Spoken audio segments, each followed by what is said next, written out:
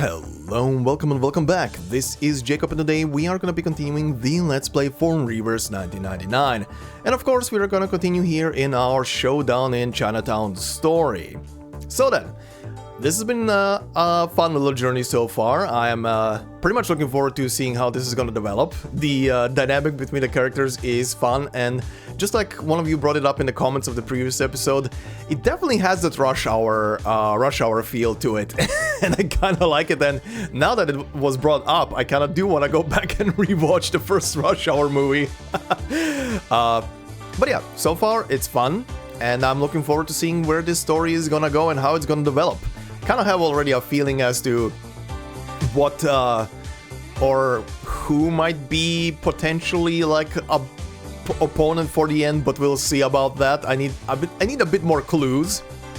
But speaking of clues as well, I saw you guys also brought up quite a lot of stuff in the comments of the previous episode, mostly pointing out that a lot of the bits and pieces of this event, like stuff that gets brought up and certain other aspects are connecting back to stories like 2.0 and Chapter 8 and stuff like that, plus the Matilda stuff as well.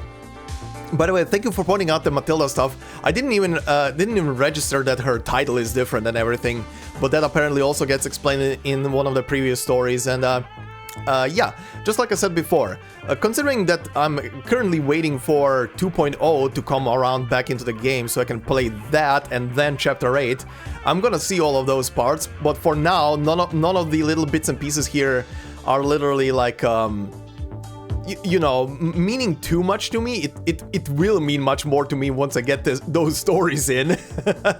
But that will be for another day. And I'm also bringing this up here at the beginning, considering I saw a lot of comments that are pointing out this stuff from previous stories.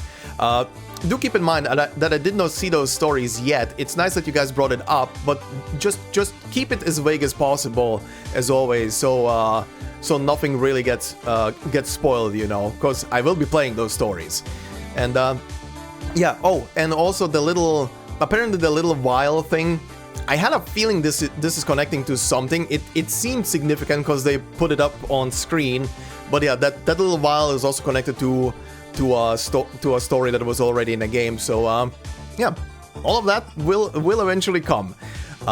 But yeah, there was a lot of interesting comments, but one comment I want to highlight today actually does not come from YouTube. This one comes from the Reverse Reddit, where I also post the episodes whenever they go live. So I do want to give a shout out over there sometimes, because the comment is pretty long.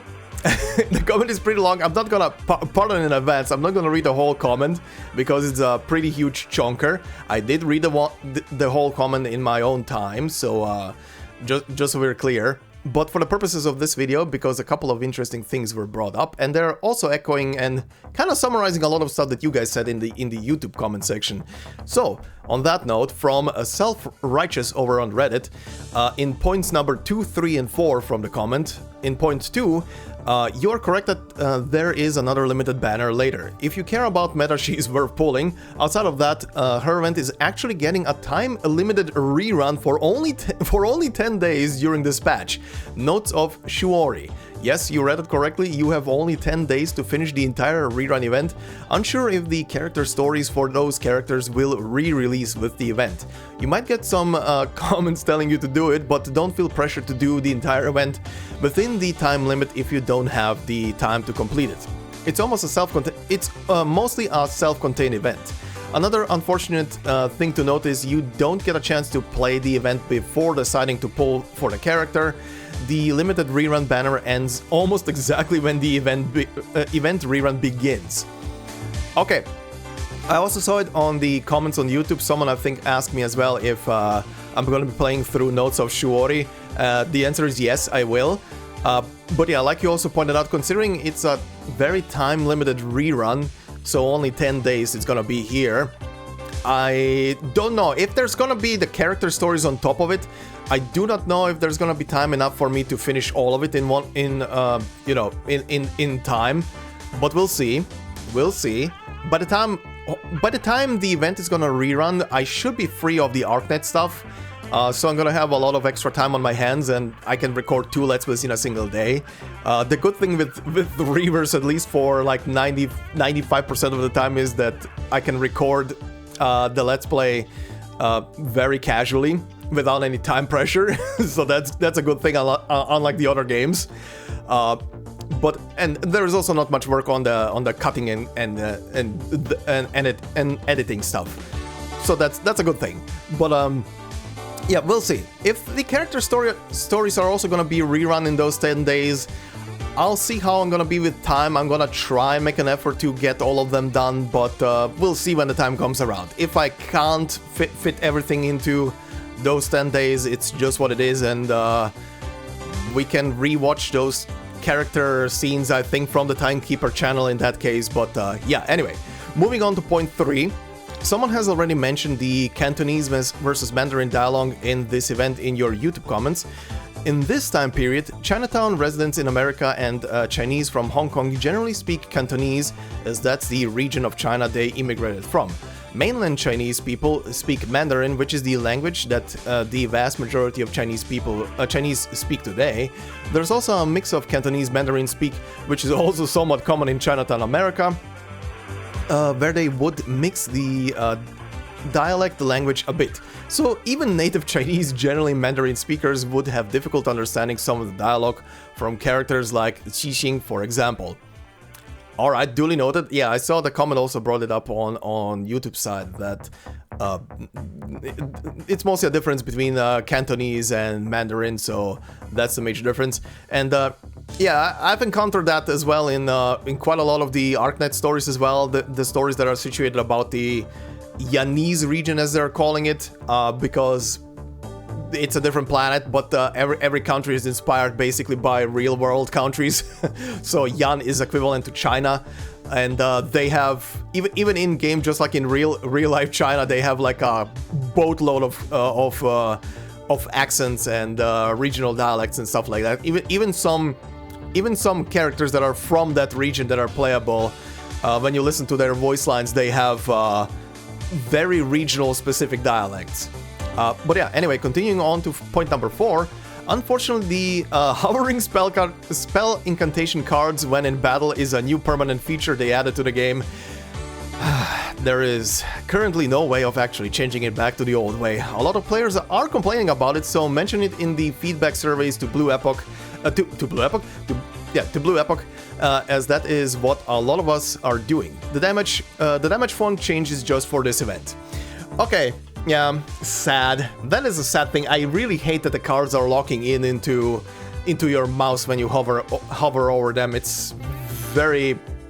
It's an annoyance more so than anything else. But yeah, like you pointed out as well, for anybody who is annoyed by it, just point it out in the surveys. Be cordial about it, don't be, pissy about it. Just tell them, hey, this is not a feature that is fun, it's a bit of annoying to play with, and give them feedback to, honestly, the best thing they can do if they want to keep the feature, the best thing they can do, they can literally just implement a switch in the option menu. That is literally what I was looking for last time, if there is like a toggle to switch between the old and the new style. That's all they have to do. Put in a toggle into the option menu for it, and give people a slight little tutorial when they begin any battle in the game. Hey, if you want to remove this, go into the options and click this, and it's off. And it will be done. It's not a crazy thing to overthink, but yeah, it's really annoying. It's really annoying. But yeah, anyway, Self-Righteous, thank you very much, and thank you for the rest of the comment. Like I said, I read the rest, but it's pretty large, and I don't want to overdo the intro here. But yeah, anyhow, let us begin with our episode for today. So, Rookie Actor's Guide, huh? Remember, keep the cameras hidden, that's the secret. Alright, time to meet the director. Oh, yeah, right. Before I head into the cutscene, the camera girl here, I completely forgot. I was so flabbergasted by the poll last time that I completely forgot that she is actually on the banner with Liang. So at the end of the episode today, I will do a couple more pulls on her banner. Oh god, I'm terrified. But yeah, I'm gonna do a couple of more pulls, either and at least to get to 50, so I can get her from the shop. But I think in the next 4 pulls she should be, like pop up, and if not. But I don't know. I also saw you guys bring up that Liang's like first imprint is like a huge power boost for her. So I might consider at least pulling until the first 6-star pops up, just to test the waters. I mean, I have almost close to 50 ticket pulls, essentially, as I like to call them. So we'll see. We'll see at the end of the episode, though. Anyway, let's begin.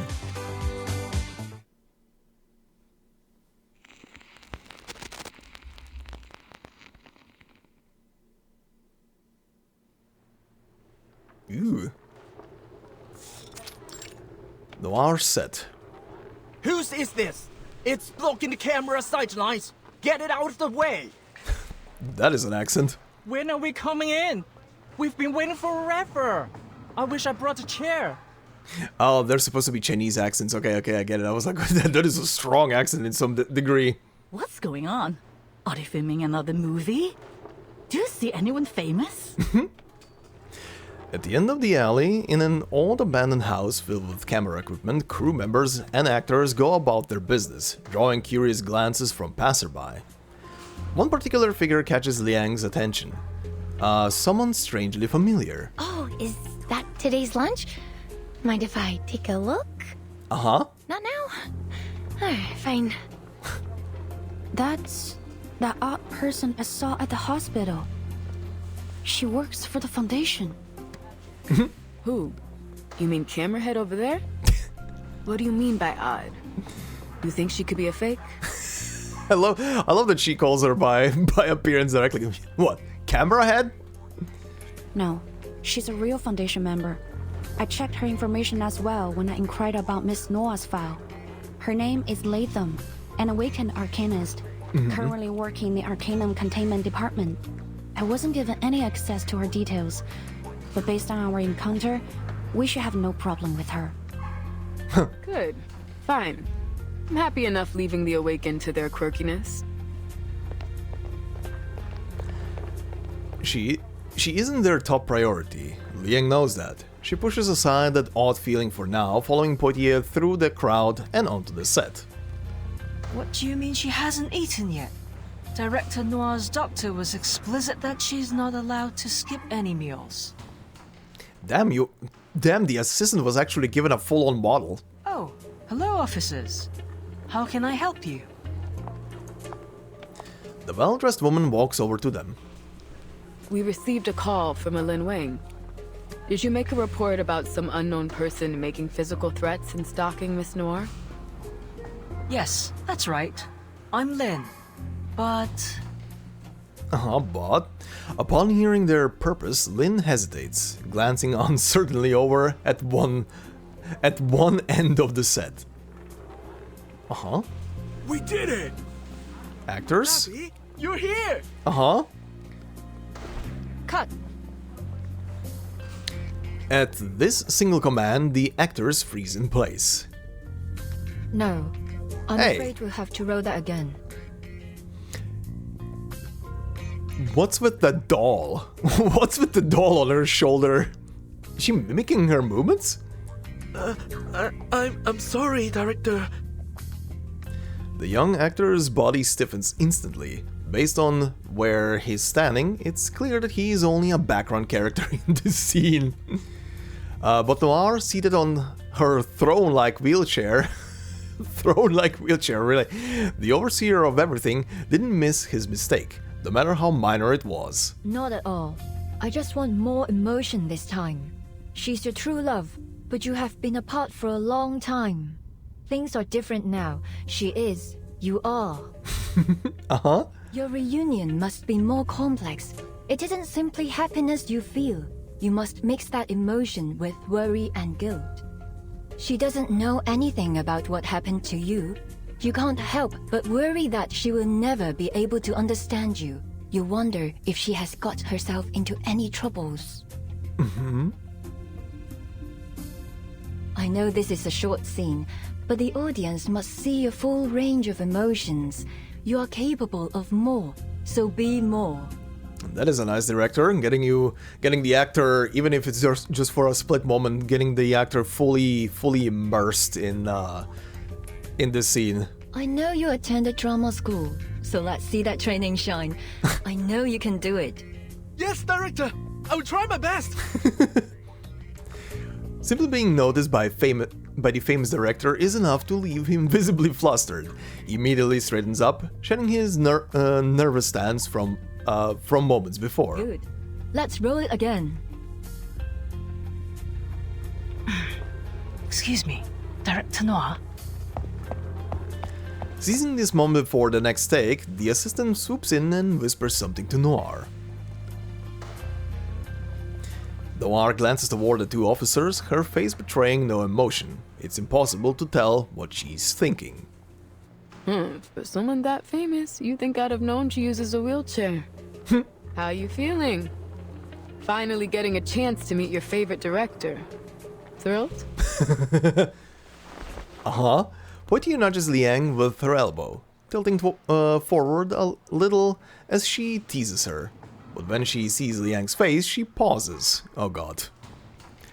Okay, is she absolutely enamored right now, or is she just like super stoic and just paying full attention to what is happening? What's with the long face, kid? Where'd all your excitement go? Oh, is it about the message you got? Yes. It's just something that's bothering me. Before Liang can explain, the subject of their discussion rolls toward them in her wheelchair. Thanks for coming, officers. But I believe I've already explained that this was all just a misunderstanding. Ma'am? Oh, alright, that's a sudden shift in music. Ma'am, you only need now pink hair and a sniper. As you can see, I'm in perfect health. Well, ignoring these two. Oh yeah, she has a stage light behind her as well. Okay, that's a really high-tech chair. She pats her legs with a cheerful laugh. It seems the director has no qualms about her physical condition, though it's hardly the kind of joke anyone else can comfortably laugh along to. But according to your assistant, there's been someone stalking you for months, and they've recently sent you a threatening letter. So what? That all just misunderstandings too? I'm terribly sorry for inconveniencing you, officers. Lin is a very dedicated assistant, always looking out for me. She may have just overreacted to my situation. I don't mean to brag, but I've been in the limelight for long enough that I've seen my share of crazy fans. Oh, you know, just another Monday. I'm used to it. Sure, I get that. But about that letter you received, do you still have it? Noir lets a wry chuckle and shakes her head. I'm afraid I don't have it anymore. Did you throw it away? I received so many letters. Most of them friendly, some of them not so much friendly. I've made a name in this industry, and a few enemies too. If I paid any attention to the negativity, it only dragged me down. I tend not to keep the bad ones around. Not gonna lie, the doll creeps me out a tiny bit. And I blame horror movies for that. Aha. While I'm sure you would do a fine job keeping me safe, officers, I can't let myself worry over it. Besides, what are they going to do? Break my kneecaps? I like her dark sense of humor. Frankly, the only thing I am worried about is that your presence is another distraction for my crew. She casts a grateful and perhaps apologetic look around the set. So, it's very much appreciated that you went out of your way to check in on me. But I have a movie to make. I can't disappoint my fans. Now, if you'll excuse me, we're burning daylight and I still have 4 more scenes to film. God, this entire event with the filmmaking and stuff is just giving me flashbacks to whenever I'm recording Arcnet stuff. Alright, it's getting late. I just have this one cutscene to finish. 4 hours later. These Hollywood producers may have opened doors for me, but they also give me so many problems lately. She smiles at the officers, as if to signal the conversation's end. Is this really just because of her movie?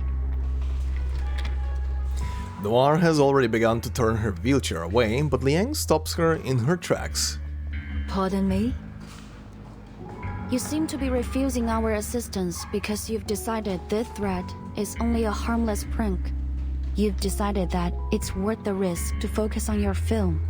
I don't mean to judge your decision. It may be understandable in some cases.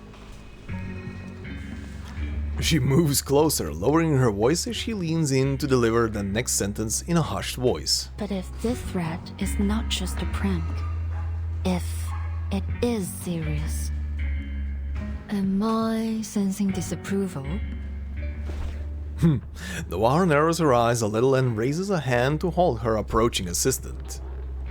This is a good sign. Liang has earned the chance to talk for at least a little longer.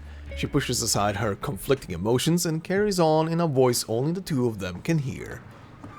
There has been an increase in patients coming from Chinatown showing signs of mental instability.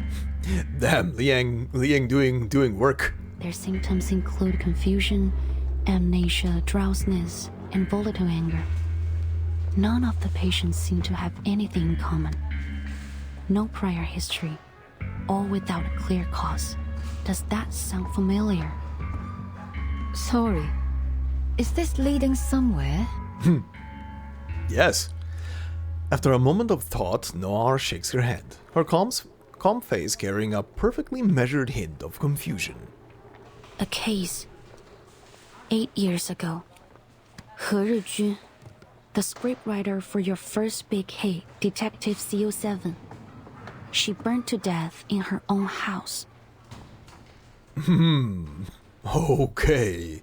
However, the cleaners found a film reel in the debris, surprisingly intact after the fire. Huh. Interesting. Liang has been watching Noir's every expression. She doesn't miss the fleeting shift in her eyes at the mention of the film reel. Strange, isn't it? Every other item was burnt to ash, yet this one 8mm reel was as good as new. Spooky. The cleaners felt the same way. So, being curious, they played the reel. Oh god, is it a cursed movie? 3 of the 5 who watched it ended up in an asylum. 1 jumped from a building, and the last, according to the reports, became like an empty shell of a person. It is a cursed movie. And what's happening here reminds you of that? There are some commonalities between the cases. I can't ignore the possibility that they are related. 2 in particular stand out to me. The similar symptoms of those affected. And you. Hard to shake the thought that these are not coincidences. Whispers spark among the crew as they eye this secret conversation. What are the police still here for? Are we gonna get back to filming? Who knows? But it doesn't seem good. We are losing light here. Can these guys wrap it up already? These murmurs, of course, don't escape Noir's and Liang's notice. When she speaks again, Noir's tone is far more direct. Is that an accusation? No, not at all. I'm just hoping you might be able to shed some light on our case. Oh? After our initial investigation, we officially recorded it as an ominous Arcanum incident and determined that the cause was that 8mm film reel, which contained a film titled Reunion of the 3 Swallows. Reunion. Suddenly Sephiroth pops up. Cloud. To this day, however, the exact nature of the Arcanum hasn't been conclusively determined, we still aren't sure why it has this strange effect on people's minds, nor why the damage appears to be irreversible. Perhaps more importantly, we still don't know the origin behind the arcanum on the reel. There are many possible causes that might create such an effect. Uh-huh. Interesting. Interesting. Okay. One of the most common thought is from absorbing powerful emotions from an Arcanist. Yeah, okay. The darkest emotions possess the strongest power. Anger, hatred. So pretty much, if that's the case, someone pretty much just had a strong opinion, let's put it that way, and maybe not intentionally, but unintentionally put like a curse on the thing. Emotions so strong that they can outlast their bearer's death. Like a curse from beyond the grave, carrying out their last will as an obsession. And in such cases, these objects are sure to lead to disaster. I believe that this film is, undoubtedly, one such cursed item. If it is the case that this film was involved in these new incidents, then we must find out what obsession it's carrying out and find a countermeasure. Damn, the story's getting spooky. I assume you're already on the case. Indeed, I am, Miss Noah. I've been studying the report on the original case, including some of the theories of the original investigator. One of the theories suggests that, despite your collaboration on the CO7 series, there were many points of conflict between you and Miss He. Huh. Okay. In fact, the reports mention you had a violent quarrel with her on the day of the fire. There was even a question about whether you might have been responsible for her death. Okay. So, as you can see, I have more than a strong reason to believe you are connected. And if this cursed reel is behind these recent incidents, I'm afraid that you may be the intended target of this curse. I mean, yeah, that's a sound deduction. I mean, if that her person actually felt some resentment towards her, then putting a curse on the film reel to target Noir is not that far-fetched. Okay, interesting, but I don't think that's gonna be the case. I have a feeling it's gonna be something different. A dinner? Post-launch questioning. The first principle is that what you see is real, but it might not be the truth. Aha. Okay, but yeah, very interesting.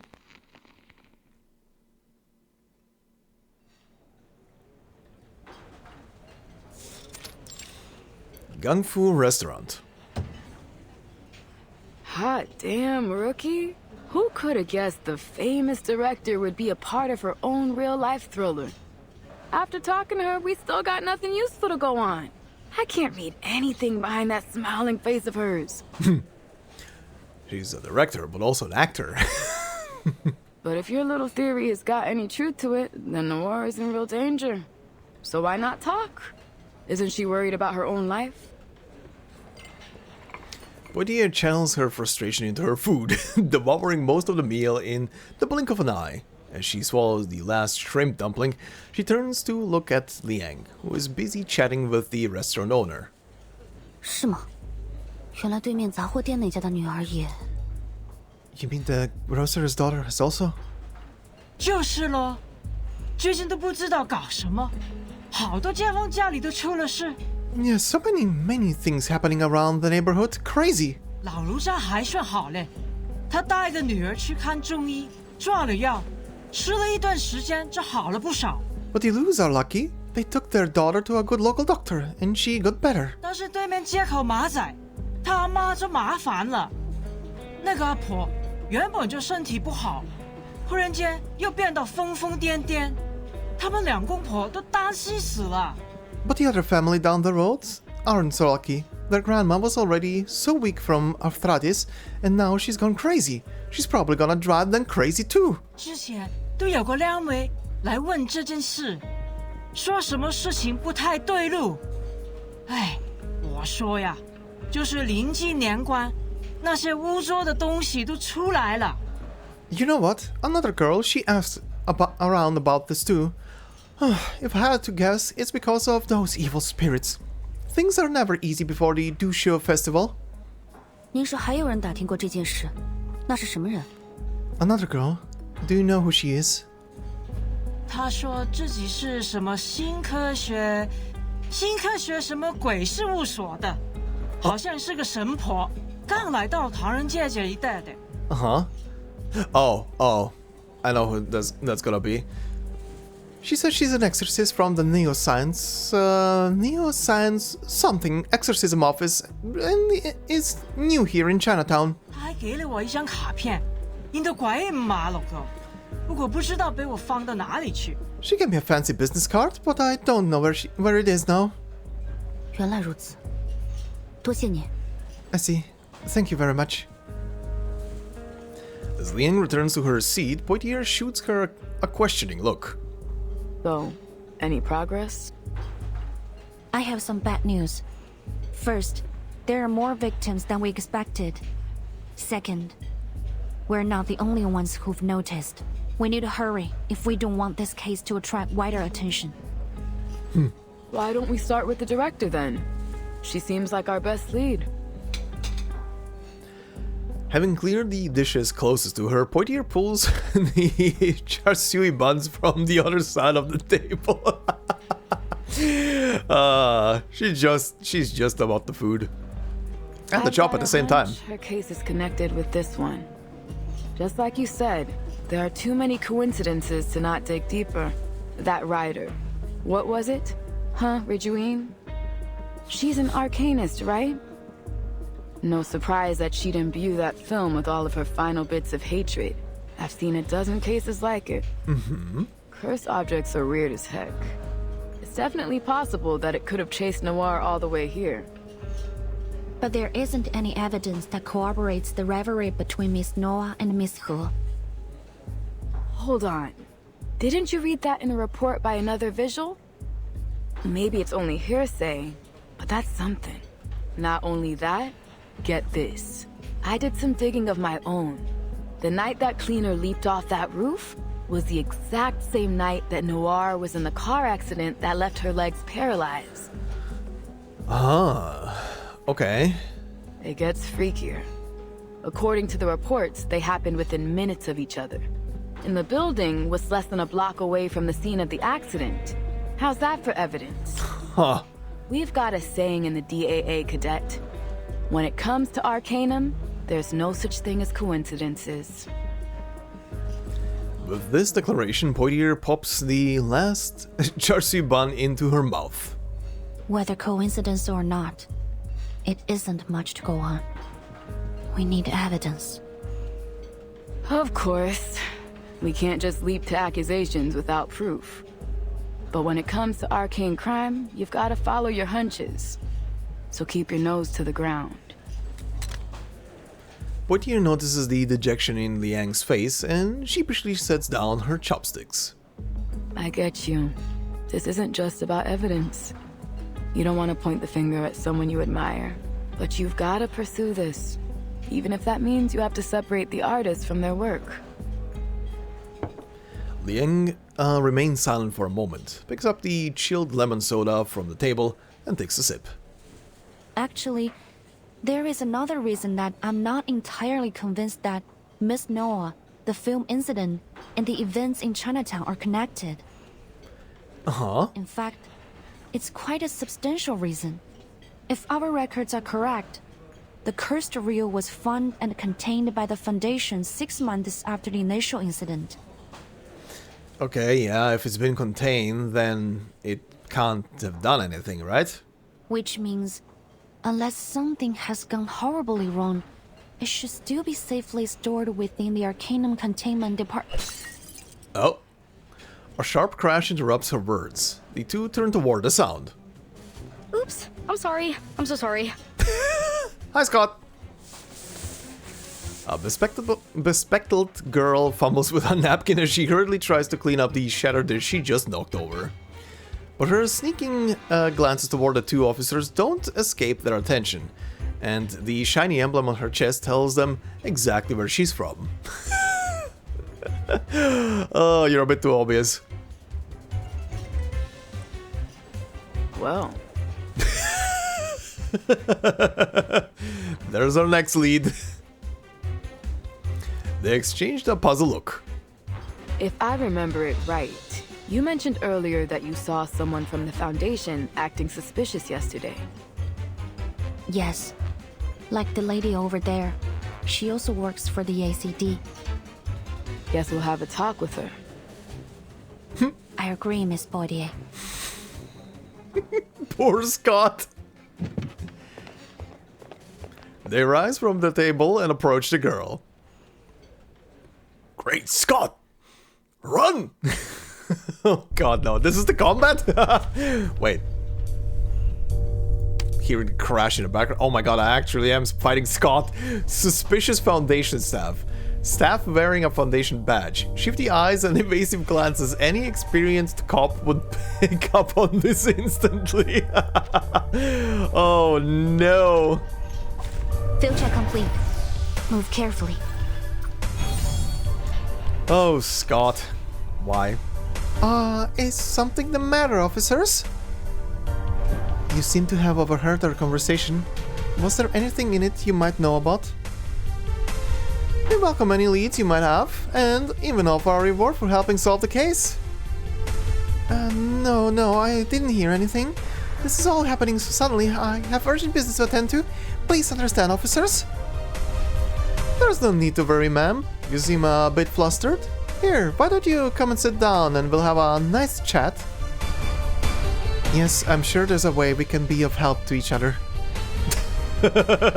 By beating each other senseless? Alright. The moment of the moment. Please let me Till your the power. torch is lit.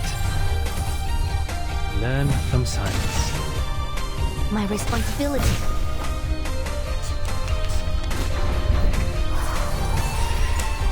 Okay, vulnerability. Oh, hey! Hey! Did they patch it out? Did they patch it out? It's not locking in the cards anymore. Oh my god, they worked fast. Oh my god, they worked fast. When was this patch? Did I miss it? Was it on the launcher? Or rather when I launched the game and I wasn't paying attention? Okay, that worked out fast. Oh boy. Sure, buff yourself. Charging. What the shit? Nice. Oh, she does a lot of damage. To return to my long-term mission. Rest. Yes, you did nothing. You can rest. Under Liang and Poitier's relentless questioning, the suspicious Foundation member ultimately surrenders. All right, I'll tell. Poor Scott. But only to you, since you're a vigil, but she isn't, right? Sorry, I should really only disclose this info to other Foundation members. She shoots a cautious glance to Poitier. Poitier scowls. Poitier says nothing, simply raising her chin at Liang in approval. Alright.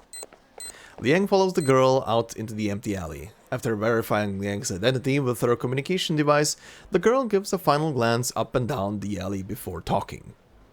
There's no one I would trust more than a vigil, Miss Liang. I'm here on a mission for the Foundation, and you might be able to help me with it.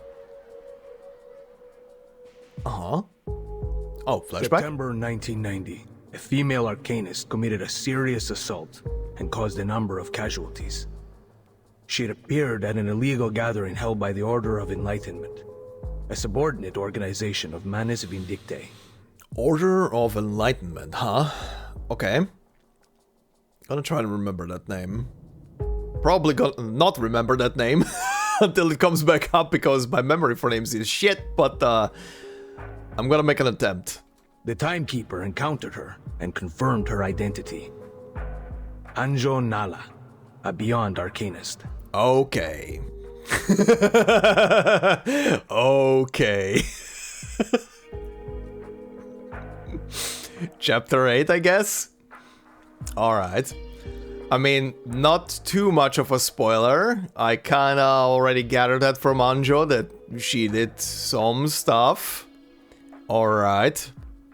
Born sometime in the 19th century, she was sealed inside a wind-up toy in the year 1968. Since then, she has become a lethal weapon that must obey whoever possesses her toy. Okay. You're going quite into detail with this. But back in 1985, I mean, the real 1985. Yeah? That toy had been safely stored in an Arcanum containment department as a dangerous item. Okay, so... Until it was stolen. Ah. You were involved in that particular inventory check. There are 4 additional items that are now lost aside from number 066. The circumstances of the last storm, and that devastating spell threw our whole organization into chaos. However, there's no excuse for failing to uphold our department's most crucial mission. Okay, this is what I meant at the beginning of the episode today. Don't tell me anything about this. There's a lot of detail here, and I'm missing context, and it's fine. I'll get to that. Fortunately, it appears that our break-in was committed by a single culprit. Mm-hmm. Okay. I heard what you and your partner just said. It's about all the weird things that happen in Chinatown, right? It was my mission to catch Latham and retrieve all the arcane objects she'd stolen before they caused more damage. But I guess it's already too late for that. The meaning behind these words is crystal clear. There is no room for Liang to feign ignorance. Then you're saying that... Yes, the cursed reel from the incident you mentioned was among the stolen items. And you said that you have some clue about its current whereabouts? Mm-hmm. The cursed film reel, Reunion of the Three Swallows, is in Chinatown.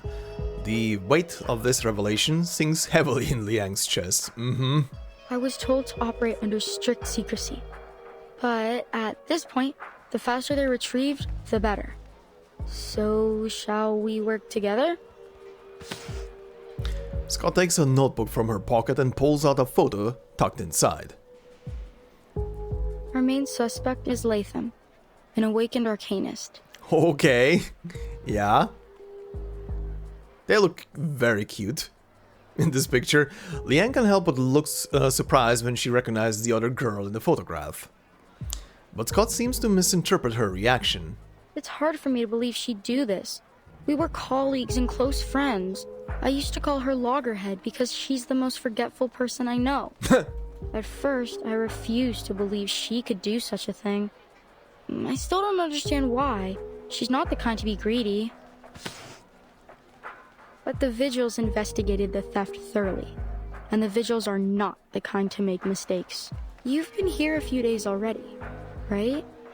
Have you had any word about where she might be?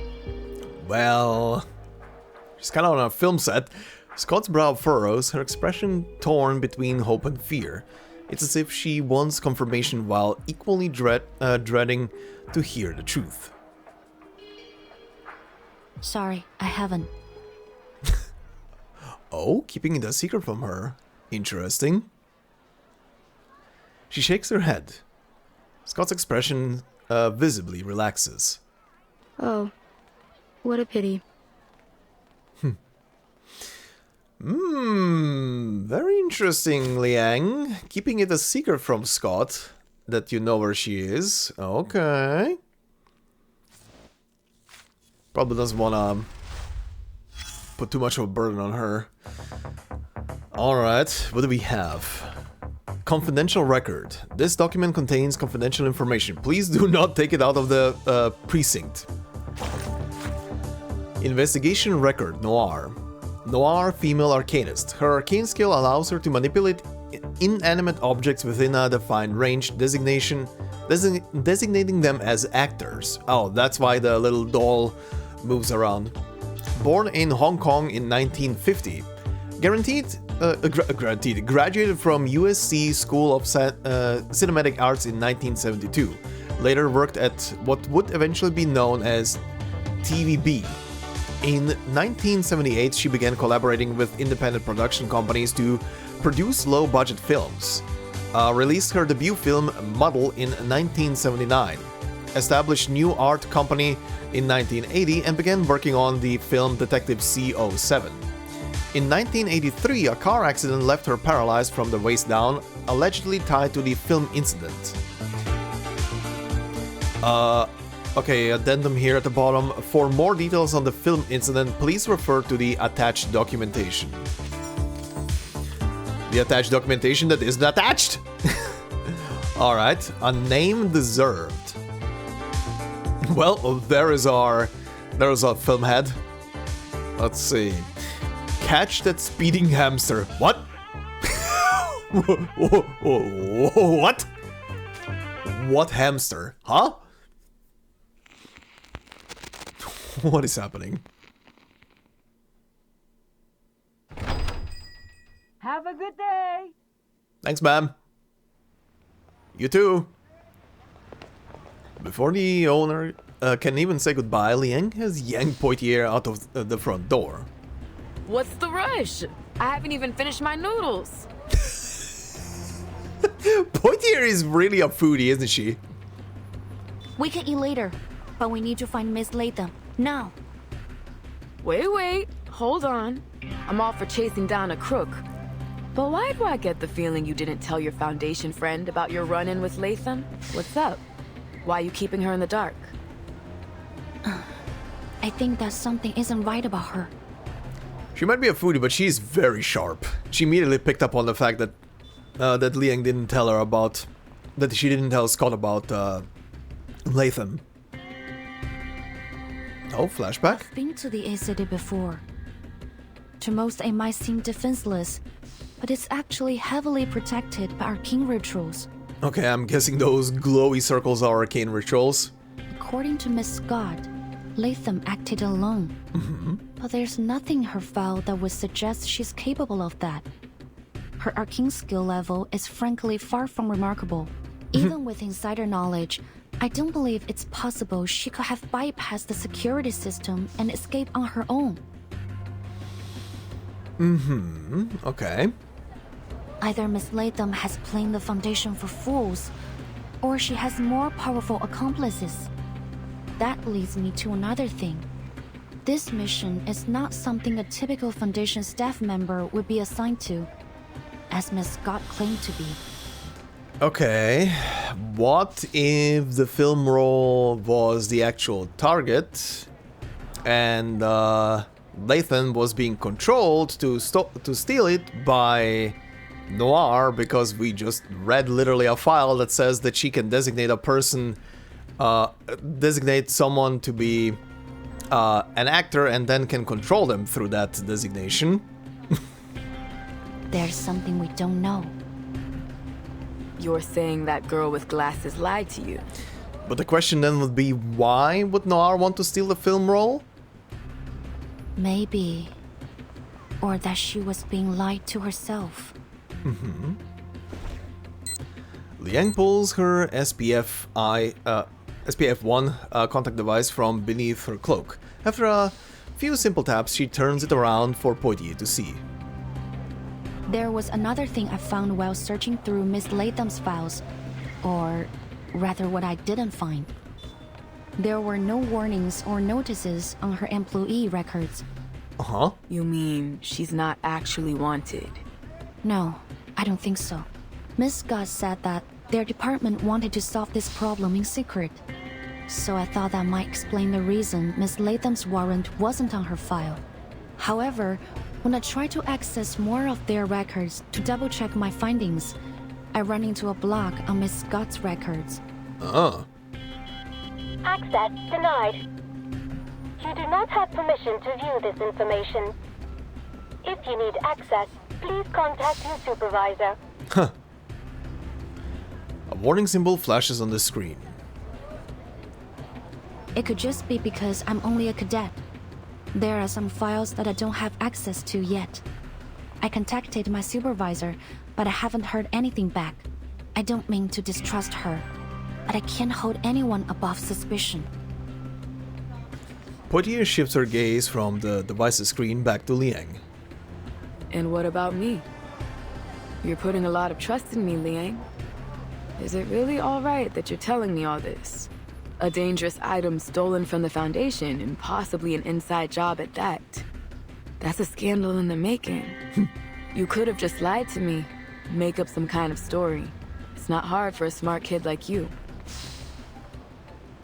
Liang gives Poitier a puzzled look. Why would I? We're partners, Miss Poitier. Hiding information from you wouldn't be right. You told me that yourself, didn't you? Yeah, I'm your Jackie, you're my Chris. Me? Yes. The first day we were on duty together, you said you need to know what makes me tick. I did, didn't I? Uh-huh. Poitier seems a little dazed. Liang looks at her, sincerity behind her eyes. I've reconsidered it, and you're right. During my training as a vigil, our instructor emphasized many times that trusting our partner was of vital importance. Aww. And you, Miss Poitier, have proven to be capable, decisive, and compassionate. I have developed a deep respect for your work. Even when you wolf down like 3 persons worth of food. We share the same goal, to discover the truth behind the incidents happening in Chinatown. I can't think of any reason why I shouldn't cooperate with you. Alright, enough! I'm blushing already. This is adorable. Poitier cuts Liang off, almost flustered. Damn, girl. I didn't expect my meek little mouse to turn into this. This what? Forget it. You've made your point, now stop it. Poitier waves a hand, signaling the conversation's end. But you kinda missed my point. I'm worrying that the Foundation is gonna punish you for leaking classified information. Won't you get in trouble? Though I may be a vigil of the Foundation, before that, I am the descendant of the Liang family. I'm obliged to do all that is necessary to fulfill my destiny. And given the circumstances, I think providing all relevant information that might assist us in catching the thief and retrieving the threatening arcane objects is worth bending the rules. Just a little. The way she said it at the end. Just a little. Very adorable. Very character growth as well. Despite her conviction, Liang can't help but hesitate a little. Besides, I'm not under any orders to keep this a secret, so... Cheeky, and you say you don't like bending the rules. I see you, boo. And I like it. Come on, let's work this out together. Partner. Aww. They're cute. Hotel room? Which one is my room again? Oh, right. I wrote it down. Let me see. There it is. I almost went too far again. Good God, how forgetful are you? Now the key card. Where did I put it? Oh, here. Jeez. Home sweet home. Oh, I'm exhausted. You have company? The camera-headed girl freezes in place. 2 officers are standing in her sweet home. Oh God. Latham, right? It's been a while. We have some questions for you. Please try to cooperate. Liang steps forward and closes the door on her behalf. Oh God. You're not getting away this time. Oh, are we doing actually battle against her? Again? We are. Okay. Well, let's do it. My duty lies with you. It's gonna have a conversation in here? Probably. What are you doing in my room? This is a serious, criminal offense. Get out of my room or I'm calling the police. The phone... It's right here in my hand. No need for that. I am the police. that is one of the best lines. You're calling the police? Hi, we're here. But what? You're that vigil from the hospital. I was sure I had shaken off this person. So what do you want with me? I think you already know the answer to that. Uh-huh. Not gonna elaborate a bit more? The moment of silence. Be careful. We walk in long nights. Oh yeah, also the these new stylized damage numbers are even if they are part only of this event, I've seen them in other stages and stuff. I thought they're only gonna be like parts of these stages, but I was doing something else earlier and the numbers were popping up there as well. So that's kind of neat. Please stay behind me. That's pretty cool. Charging. The moment of utterance. They have that Chinese what's the proper word? Chinese calligraphy kind of style that I've seen in some other Chinese themed games. Looks good. Oh. But an unsuspecting prey steps into a carefully laid trap. The outcome is already decided. All right, fine. I'll tell you everything. It was me, okay? They said I stole those arcane objects and sold them for money. Well, maybe I did. Ouch! Uh-huh.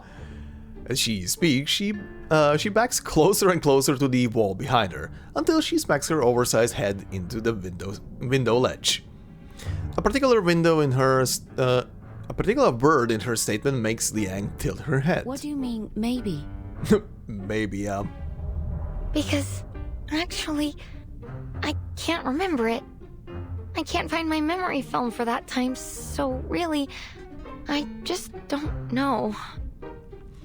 Oh, is that why she's so forgetful? All her memory is being stored on the film rolls on her head? Memory film.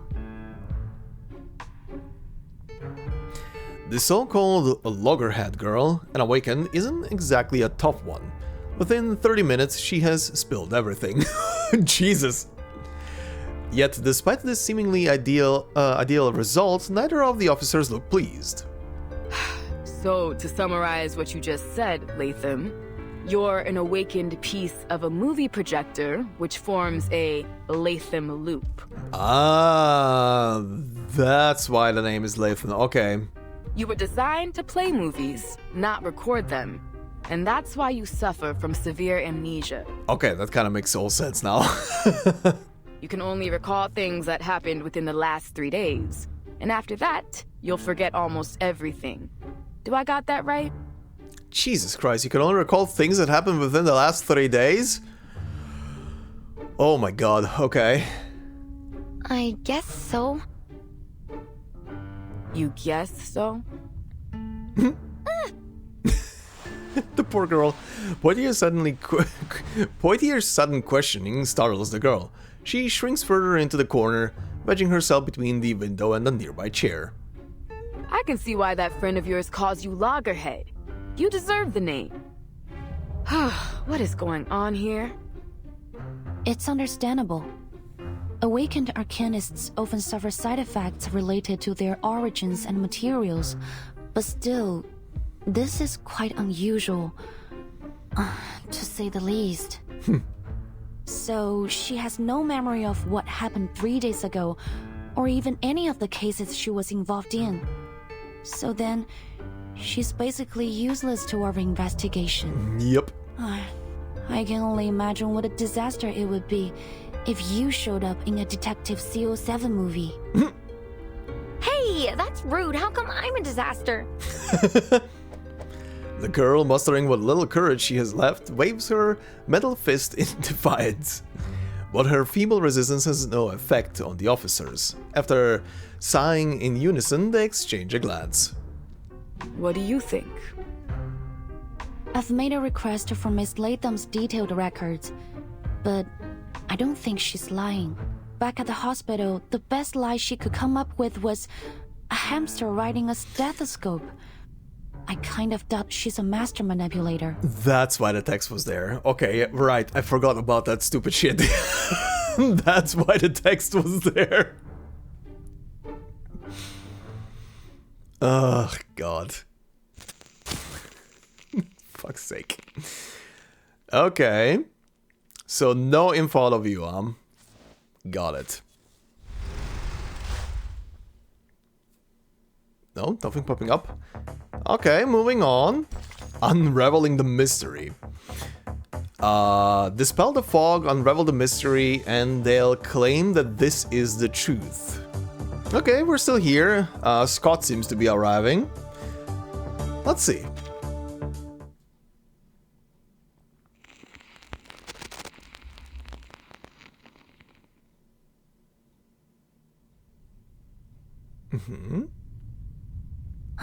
Let me sort things out.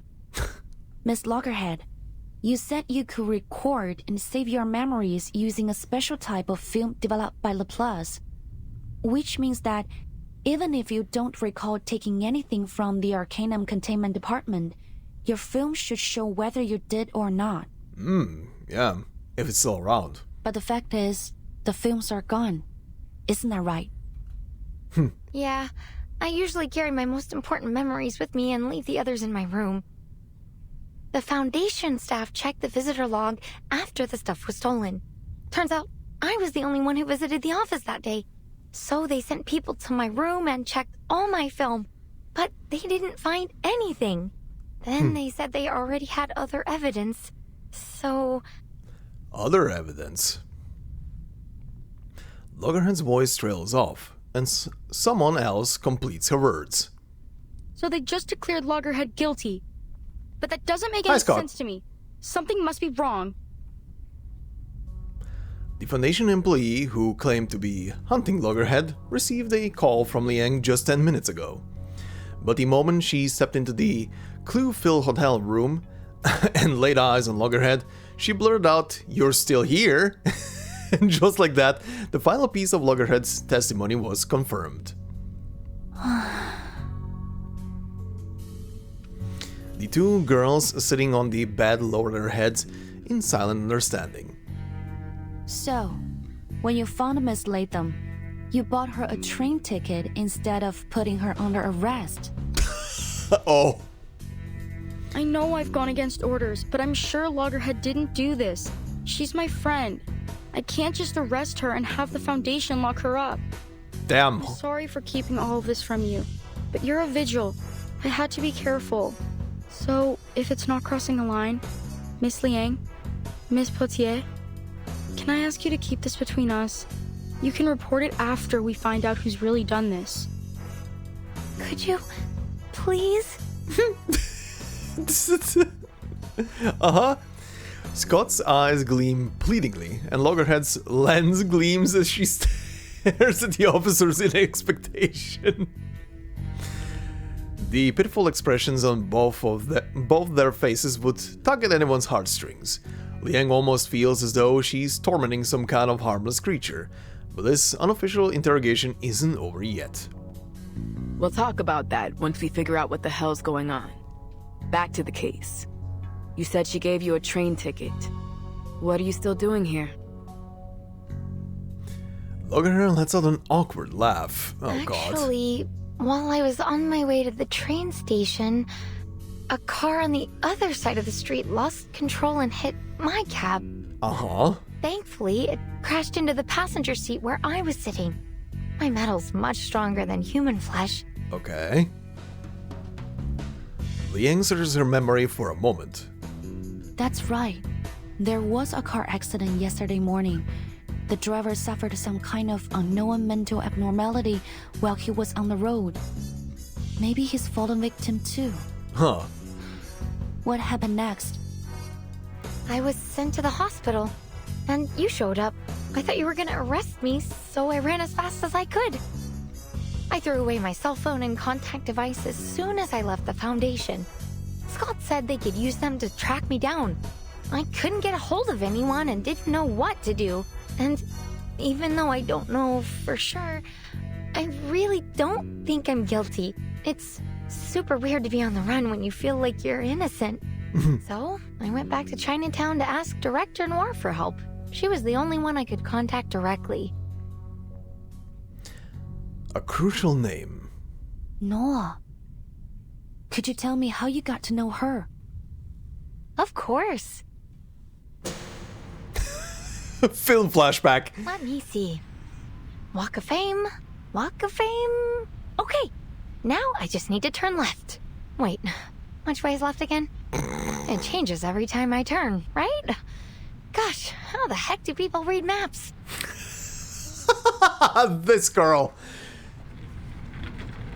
Are you alright? It seems you could use some help. Well, that was random. Noir stopped to help me.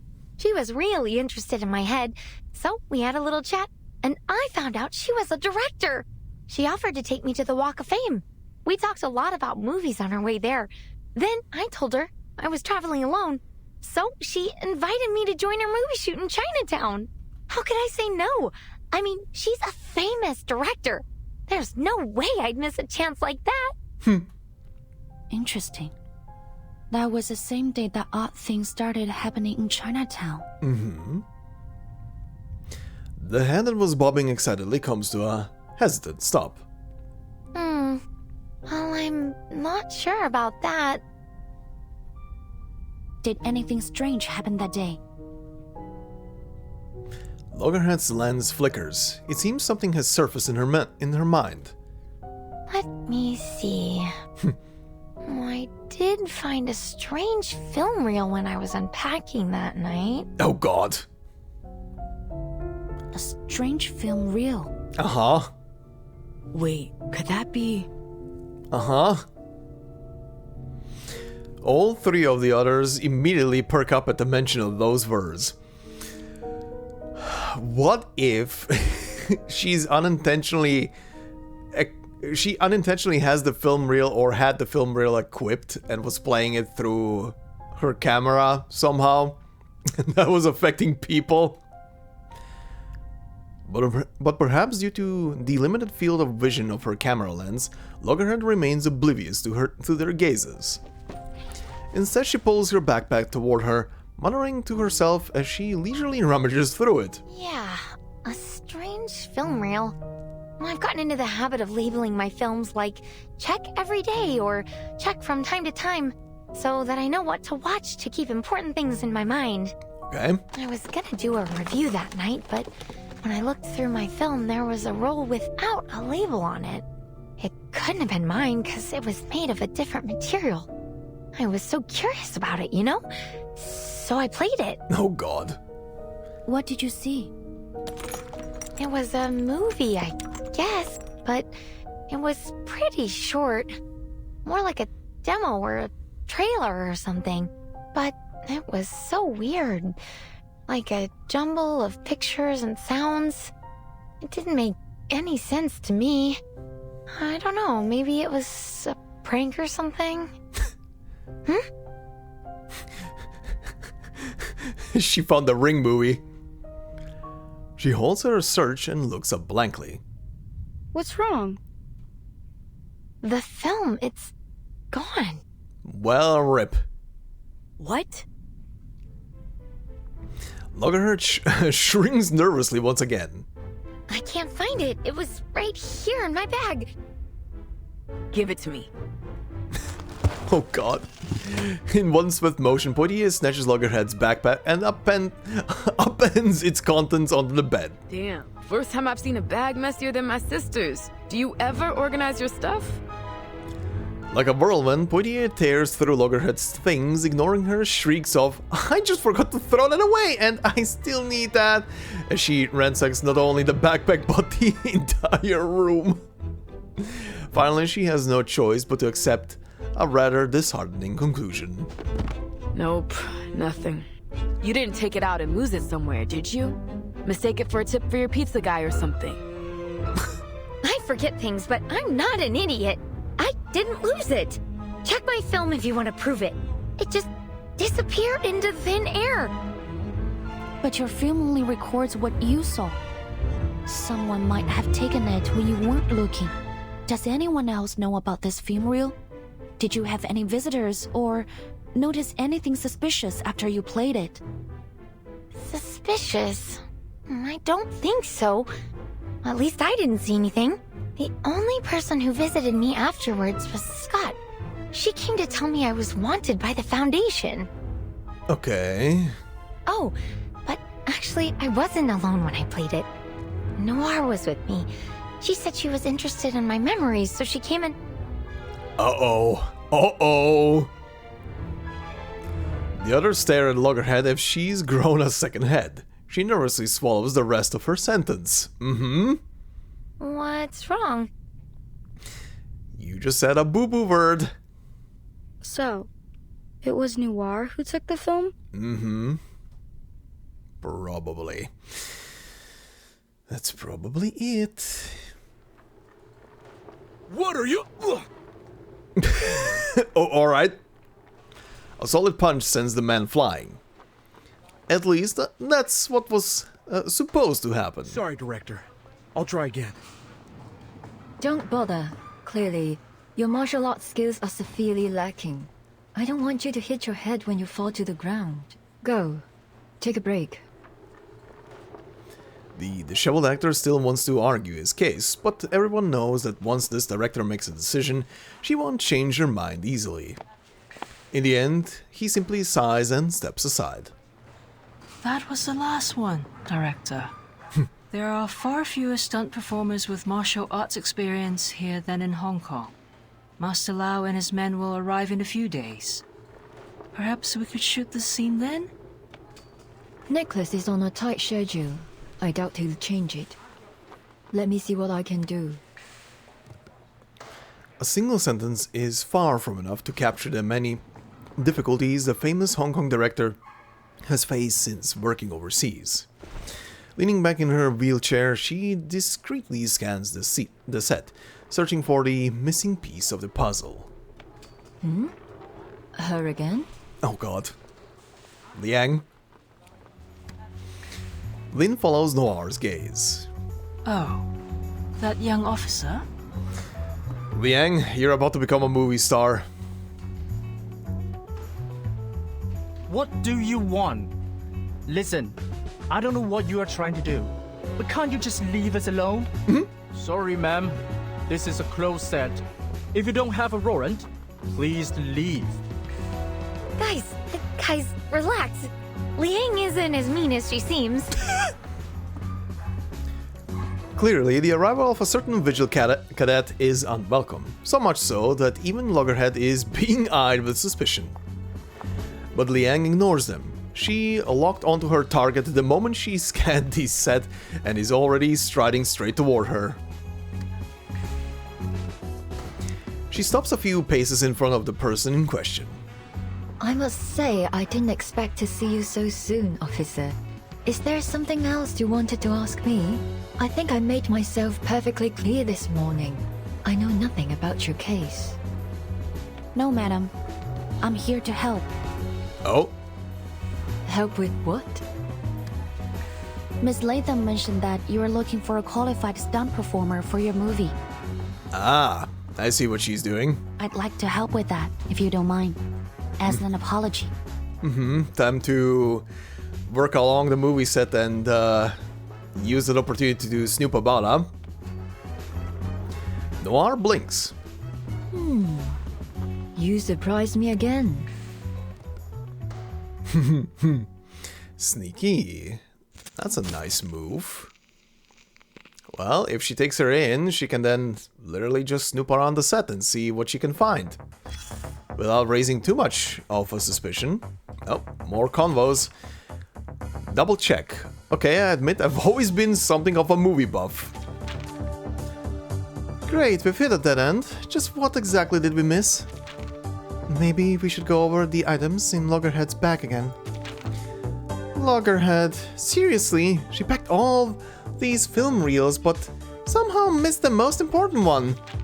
Look at this. Was she planning to open a video store? So many movie reels. Hey Liang, these ones are in Chinese, right? Yes, sir. That's the Two-Man Fighters. Here's Miss Vampire and Troubled Lunatics.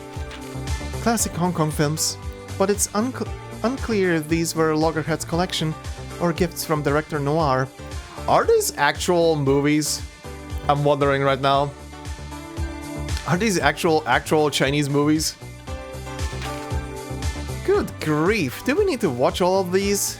We don't have that kind of time. No, I don't think so. These are just regular film reels, and their stories aren't related to our investigation.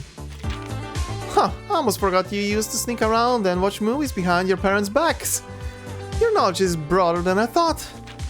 So, other than CO7, which one here is your favorite? Our time is running out. Dull as ever, I knew it.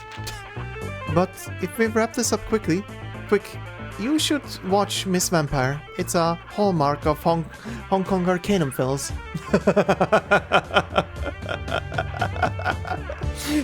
rigid 1 second and then in the next second like immediately mellows out. Oh, I'll remember that. We've got through the bag, but the missing reel isn't here. Perhaps it's time for us to try something else. Yeah, let's hear what our big shot director has to say. Okay, and that leads into what we just saw. Cool.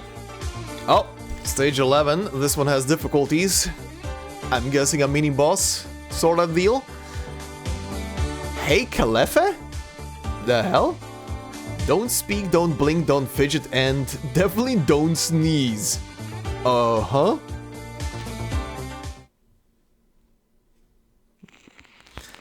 Kalefe?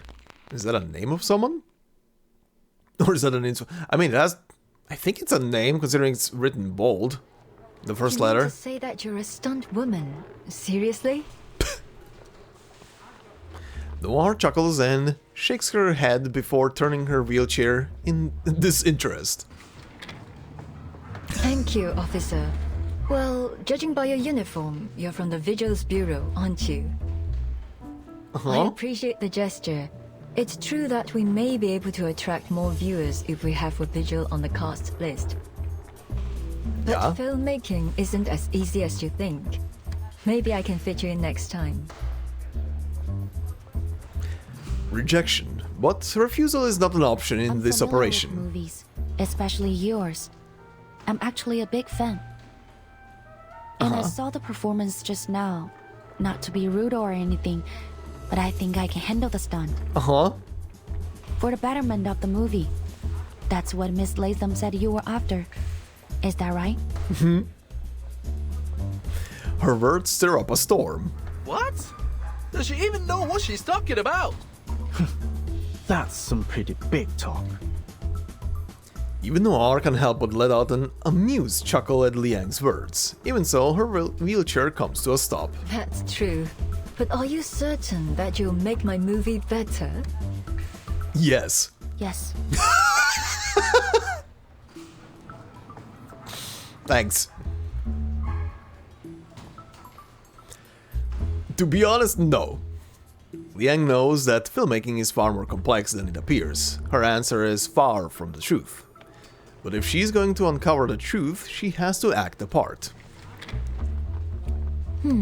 Interesting. Since you insist, let's give it a try. Show me what a Vigil can do. It isn't a particularly clever trick, but fortunately, Latham's words weren't false. Noir would never turn down an opportunity to improve her films. Nice, very sneaky.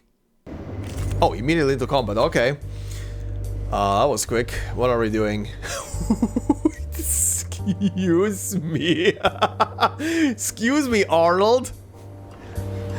Is this the set of Terminator? Martial arts actor.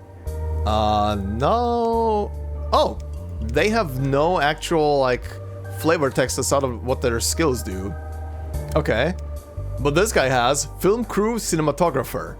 A highly professional cinematographer, not flinching when fists fly, a trivial task for any cinematographer experienced with martial arts films.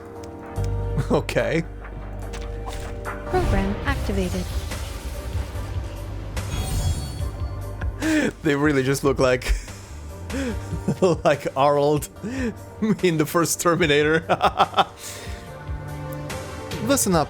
In the first scene, you were a martial arts apprentice in Chinatown, cornered in an alley by a group of thugs. You're an outsider here, trying to avoid trouble, so all you can do is curl up and take the beating. Are you ready, Vigil? Yes. Action? Eat this! Don't you know what hand over the money means? You wanna suffer? Go break a leg! You got it, boss. Okay. Alright. Let's deal with this shit. A moment of utterance.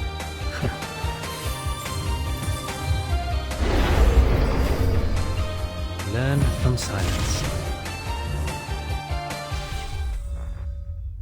Oh, wait. I wasn't looking at the conditions. Do I... Wait. I wasn't looking at the conditions. I just went for the usual. Defeat all enemies, clear the stage within 12 rounds. Wait, what? My duty lies with you. Wait, what did I do wrong? Follow the director's instruction. Do not attack the enemy for the first few rounds. Oh, okay. I see, that's what I did wrong.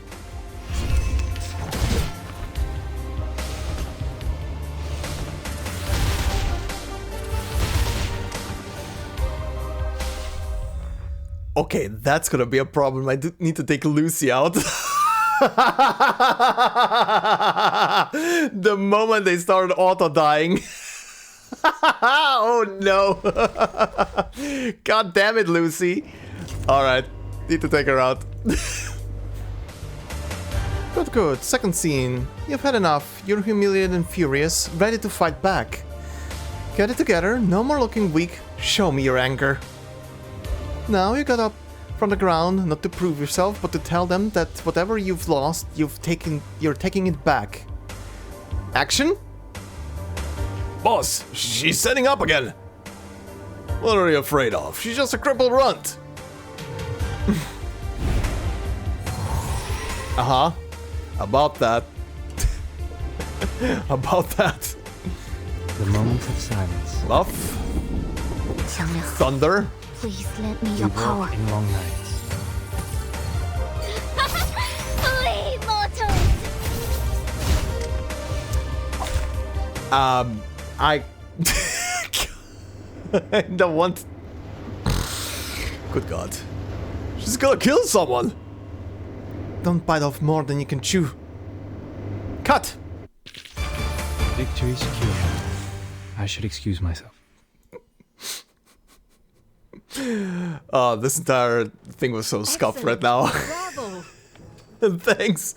I still think the entire thing was scuffed, but sure.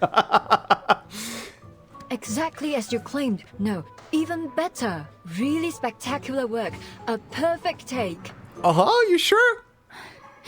I'm flattered, Director. Noir's eyes glisten as she watches the playback of the shot. Meanwhile, after nearly 20 failed takes,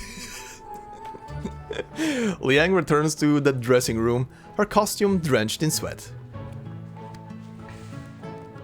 When she emerges back in her vigil uniform, a bottle of water is handed to her. Here, it's not open. Thank you. Didn't expect you to pull it off. That was a dangerous stunt. Scared the crap out of me. All right. So you did a good job one time.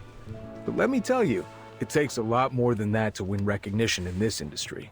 You've really got to hone in on the dramatic scenes if you want to move out of the stunt woman box. You're good looking, and you took that scene pretty seriously. You interested in doing that? If you are, then I'll suggest you be a little more humble. There's always room for improvement, you know? You're right. I'm sorry, but I'm not even a stunt woman, let alone an actress. This is all just a bit of fun for me. Okay. Is that so? Oh, what a shame. I mean, she's a vigil. She already has a job. The queen of the set rolls over in her chariot, stopping beside Liang. I appreciate your sincerity, but I'd be even more appreciative if you were willing to do a few more scenes. If it's just for a short time, I'd like to help in any way I can. Fantastic! Follow me. We can have dinner and look at the script together. I have a few changes I want to make to the story. Like a musical number. Trust me, the audience will be more than happy to hear a line or two from you. Have you heard about Bollywood? Okay. Things seem to be taking an unexpected turn. She's getting really attached to Liang now. That's all. Well, have you memorized them? Yes, every word. But aren't there too many? Too many what? The blank spaces in the script spread out on the table are filled with Noir's flamboyant pen strokes. She's got a point, Director. The investors might not approve them. They already told us not to change the script like we did in Hong Kong. Relax, we've done this before. They never read the script anyway. Besides, I'm not exactly asking for a monologue here. It's only 3 lines, just what's needed to make the character complete. Lynn gives a helpless sigh. She knows all too well how pointless it is to try and change Noir's mind. I'll keep practicing until filming starts. I look forward to your performance. By the way, I saw some deity dolls and sedan chairs on the set. The Dushu festival is coming up, right? Is the crew joining the Shehuo parade? Those are our props. Our final scene is set at the Shehuo parade. I already spoke with the organizers in Chinatown. They've allowed us to shoot during it.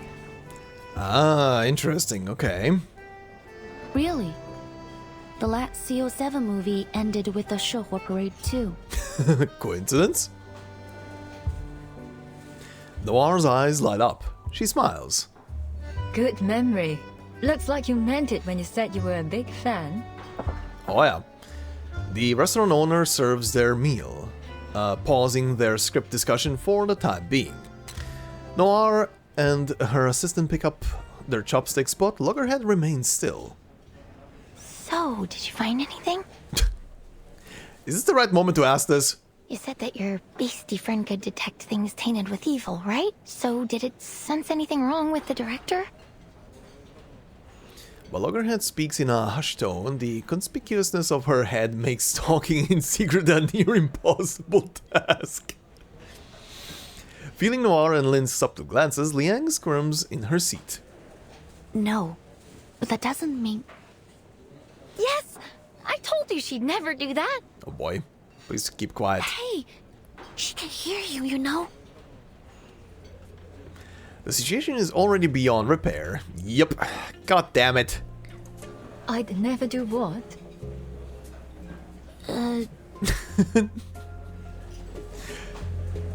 Uh-huh. For a brief moment, Liang feels a splitting headache. She shoots a mildly accusatory glance at Loggerhead, causing her to visibly shrink. Sorry, I don't like skirting around things. Can't we just ask her straight up? Not really. If every criminal just confessed to their crimes, the vigils wouldn't exist. You have a point with that. No clumsy cover-up will fool the director now. There is nothing for it but to be upfront. Perhaps this is for the best anyway. Actually, I didn't just come here to apologize. There's something I want to ask you about. What is it? A perfectly measured balance of curiosity and confusion, yet no real surprise. A renowned director having a knack for acting isn't exactly shocking. In fact, it's about as surprising as an amateur failing miserably to do the same thing. It's about the strange things happening in Chinatown these days. Wait, so all this was just to butter us up so you could investigate your case? Yes. The assistant, who was all smiles moments ago, suddenly falls silent. Despite her careful preparation, the situation is difficult for Liang. Sorry, madam, but it's my job. As I said, strange things have been happening in Chinatown. Things that bear a striking resemblance to the film incident that you were involved in 8 years ago, Miss Noah. The case document stated that the origin of these events is a film reel titled Reunion of the Three Swallows, a movie created by your friend He Rijun. Miss Latham said you watched a film with her in her room a few days ago. Do you have any idea where that film reel is now? That film reel? Did you not know what it was? I had no idea.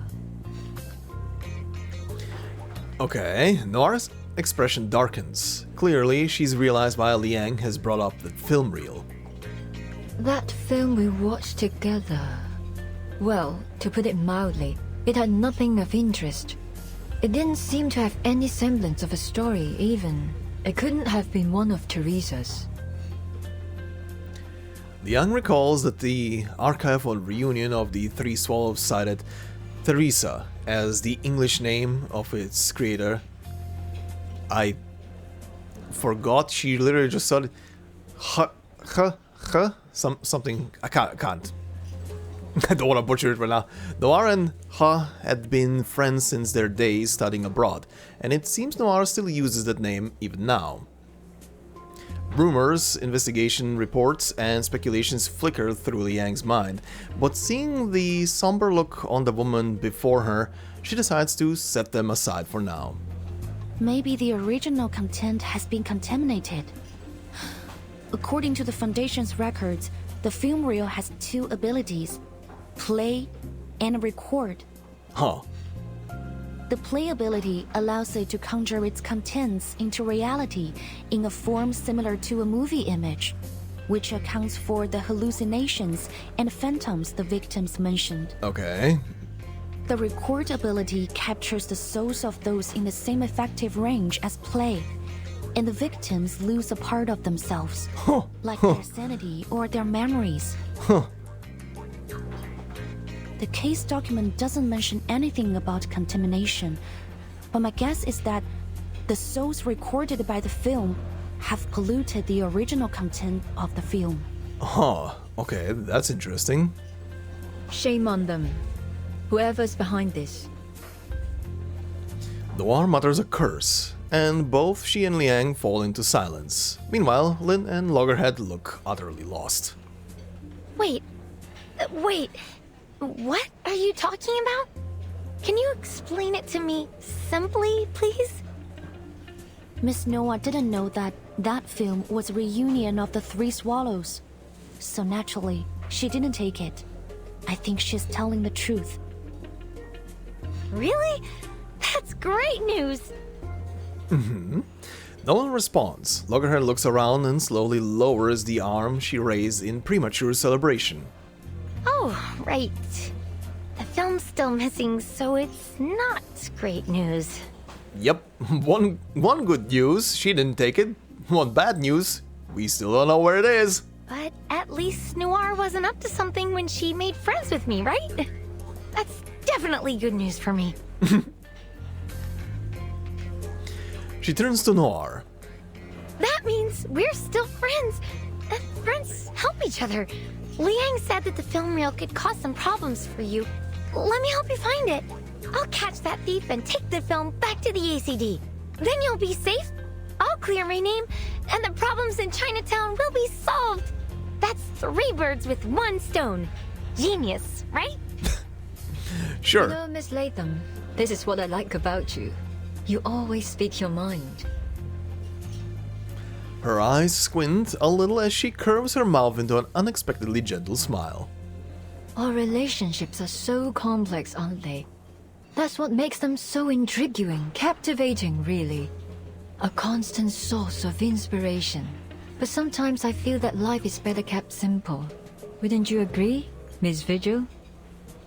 Agreed. There are certainly simpler ways to say I'm suspicious of you and I have no intention of cooperating. May I ask you another question? Please. The rumors about CO7, which ones are true? Which rumors again? I don't think a few old stories will help you solve the case. It's not only for the case, but for my own curiosity. I wasn't lying when I said I was familiar with your works. I really like them, and this question matters a lot to me as a fan. I see. Noir ponders for a moment. In that case, I really don't think you should know the truth for your own good. I appreciate your love for my works, but it's not a good idea to dig too deep into what went on behind the scenes. Just enjoy the stories for what they are. Otherwise, the magic will be ruined. She gives a slight shake of her head, but a flicker of contemplation passes through her downcast eyes. Well, I can tell you one thing that might interest you, though. Cutting it off here? Alright.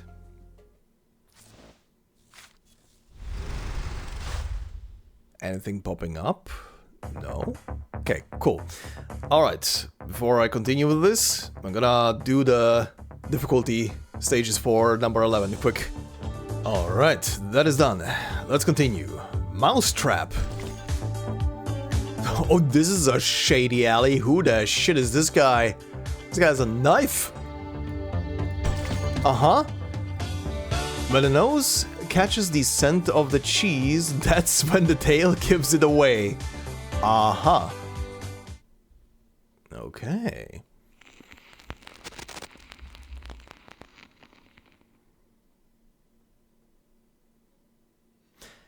Night has deepened, and the little restaurant on the corner outside of Chinatown is almost empty. The doorbell chimes and two people walk in.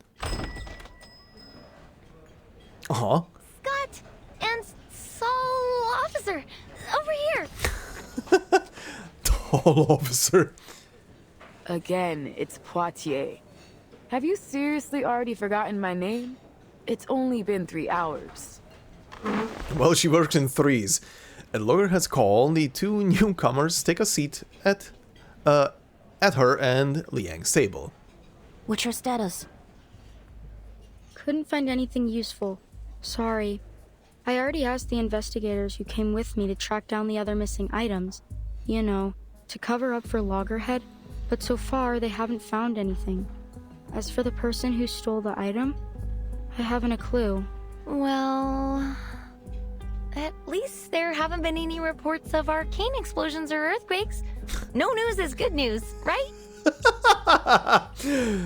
Seeing the good in the bad? What about you? Any leads? Miss Noah didn't take the film, but she refused to tell us anything about its curse or the former owner, He Rijun. He Rijun. Okay, need to remember that. I couldn't say it earlier. It was breaking. I was trying to say Rijun, but it was breaking my head. I was trying to say something completely different. She lets out a deliberately dejected sigh, withholding the final message Noir gave her. Looks like I'm the only one who has good news. You do? What about? She found donuts. Poitier tilts her head, gesturing past Scott to the darkened street outside the window. The illegal trade of arcane items. You told me to keep an eye on it. I contacted my guy who tracks all that stuff. Told me about this trader called Pug Dog, a middleman in the black market. Pug Dog? What a name. He was pulled over for speeding this morning, but he actually paid the ticket right away. Can you believe that? Damn. I wouldn't be surprised if he shot the police car and ran away there. An outlaw suddenly behaving himself. He must be up to something important. Something big enough to make him avoid getting into trouble over a speeding ticket. The officers thought the same, so they tracked him to this stolen car, right? Well, guess where it's headed? Here. Chinatown. Mm-hmm. All right.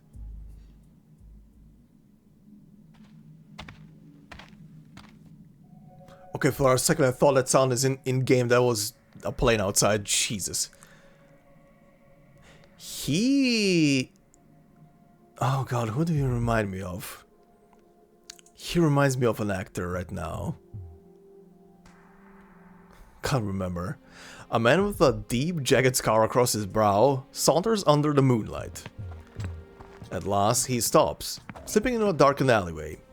He has no idea that 4 silent pursuers are lurking nearby, hidden under a rookie vigil's silent shadow arcane skill.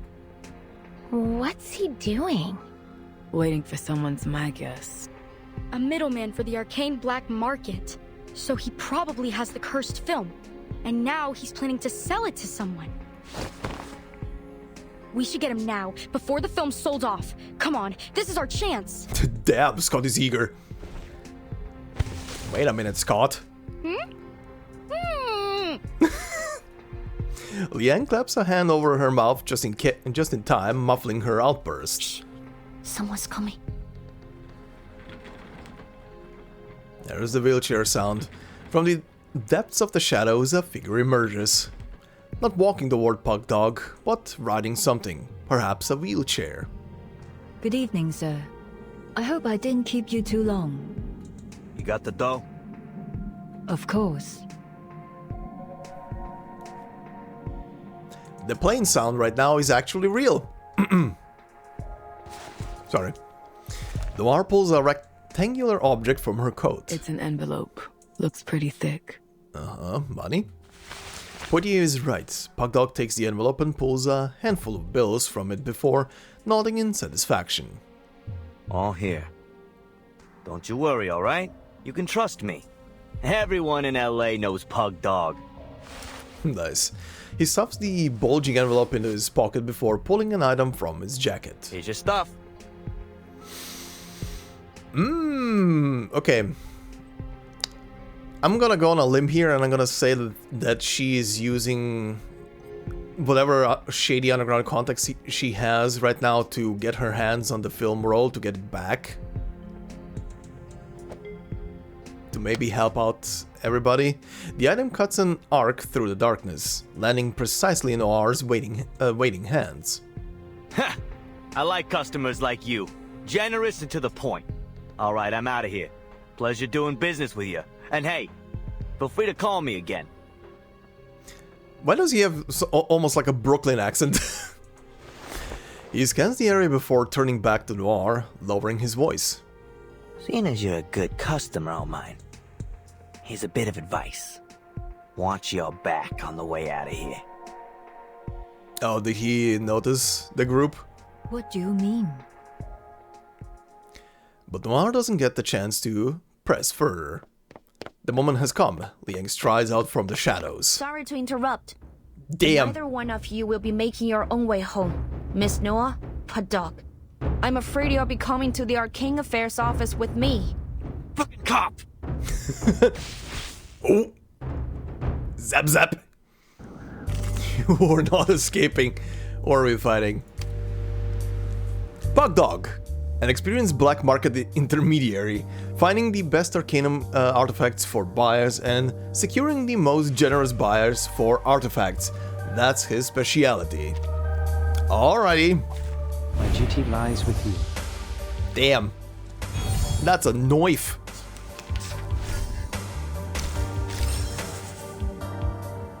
No text, no nothing, just straight up battle? Cool. I can vibe with that. Perfectly understood. 强梁既出，王有不为。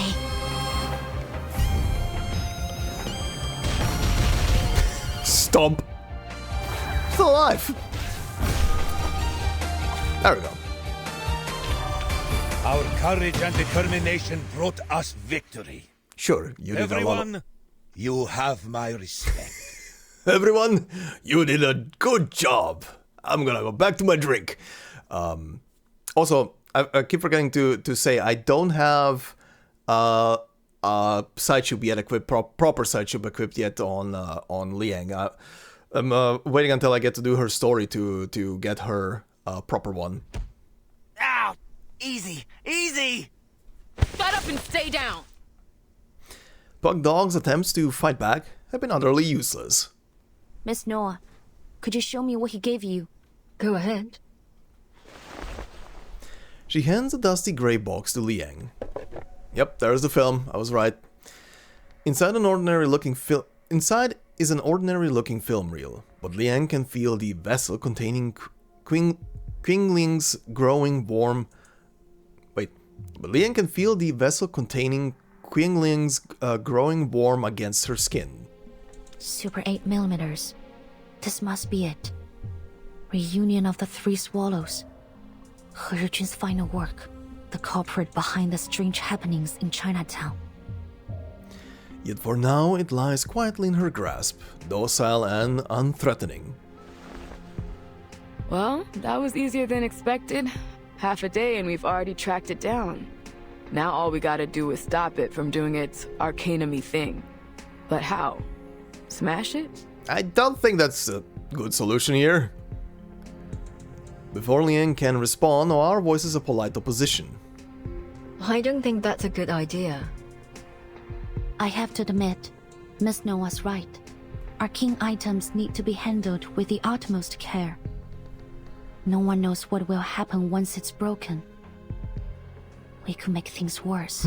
Yeah, the item could be just a container for... I mean, the item is a container for a curse, so if you break the container, what happens to the curse? Is it just gonna spill out?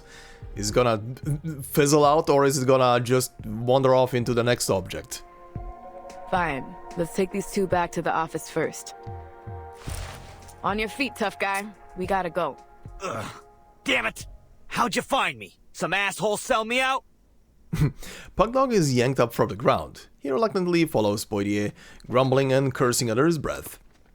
But as he passes Liang, he stops. Wait. You? He stares. Not at her, precisely, but at the figure cowering behind her. It was you! You fucking traitor! I should have known you were working with the cops! Huh? Loggerhead tilts her head in confusion. Huh? What are you talking about? Uh-huh. Wait, let me explain. This is just a misunderstanding. Uh-huh? Scott? Don't worry, Miss Scott. You're right. There has been a misunderstanding between you and him. Allow me to explain. Scott heaves a sigh of relief, only for Liang's next words to hit her like a thunderclap. You never had the intention of betraying him, nor were you working with us.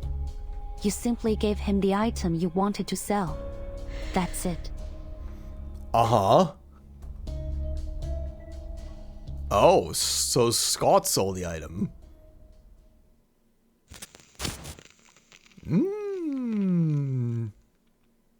If I understood that correctly. Okay. But why? But why is the question, right? Uh-huh. A project gone awry. Okay, from this to this.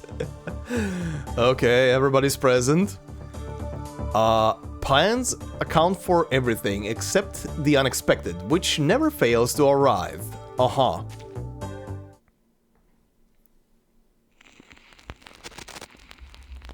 Oh yeah, also during one of the previous battles, when I was doing the higher difficulties on that one stage earlier, the account racked up from 60 to 61. What do you mean?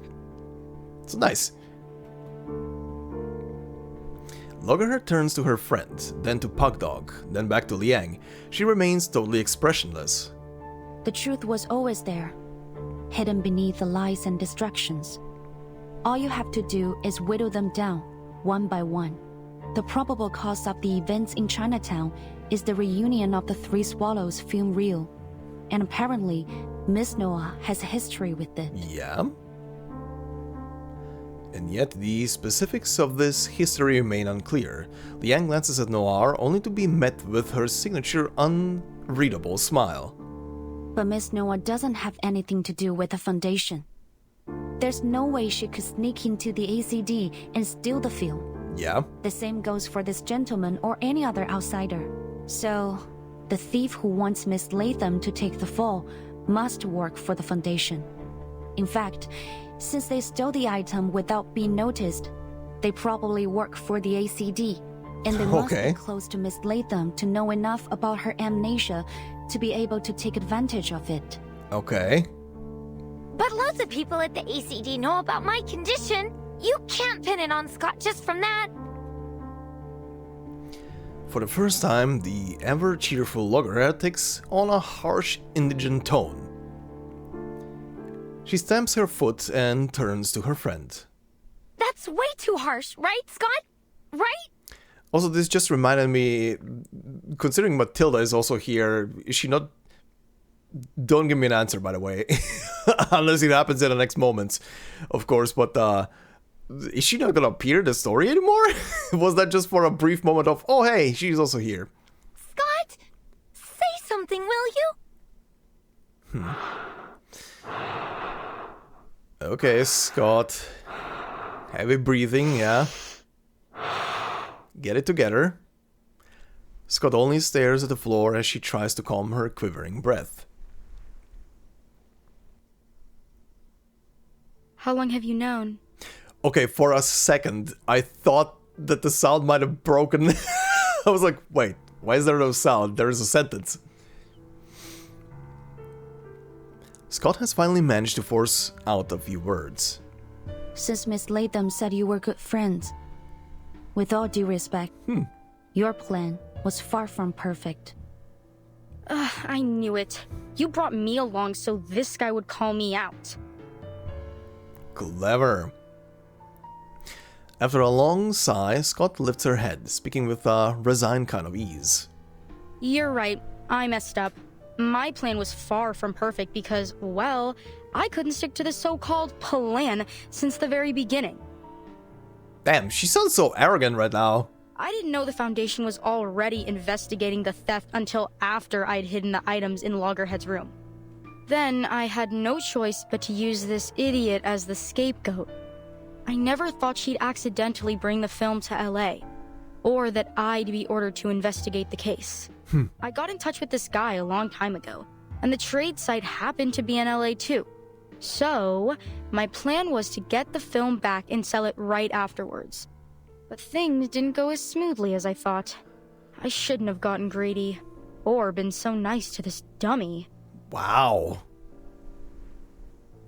She shoots a piercing glare at Loggerhead before quickly looking away. Whether out of disdain or avoidance is unclear. But... Aww. We're friends, aren't we? Aww. Her voice is as fragile as brittle glass. Scott shatters it with a scoff. Friends? Don't be ridiculous. I don't know how you can act like nothing's wrong when literally everyone is laughing at you. And the fact that they thought that I was one of your kind. Jesus Christ, that is a personality shift. Okay. What an insult. I only hung out with you because I had no choice. Why don't I fully believe that? You're an idiot who forgets everything every 3 days. It's your own damn fault. Anyone looking for a scapegoat would immediately think of you. Quit it. I don't want to hear any more of your BS. Scott scoffs once more, refusing to look at her friend for even a second. Hands up, Miss Scott. Anything you say can and will be used against you in a court of law. Wait, you're still going to fight? Oh? Oh, right. This was a fighting stage. Oh, we are fighting. Oh. And we're fighting humanoid projections. Great.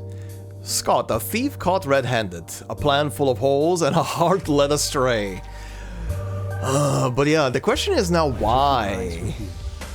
Why would she do this? Why did she need to sell this stuff outside of just gaining money, right? But how? She doesn't have the reel anymore. How can she still summon these monsters? She's been deeply corrupted. The ghost plagues have latched onto her. She didn't summon them. They were always lurking within her. Oh, is she maybe... Oh, is that maybe why she is an asshole right now? And why she was trying to sell the film?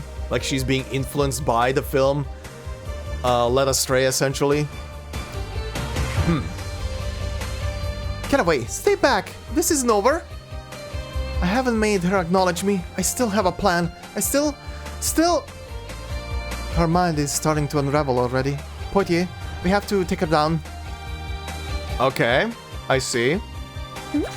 I might be correct. I might be correct in assuming that The moment. her mind is being influenced by the film role. Like essentially she's trying to prove herself already, and then the whole thing From silence. just pushed her even further. My stock embrace.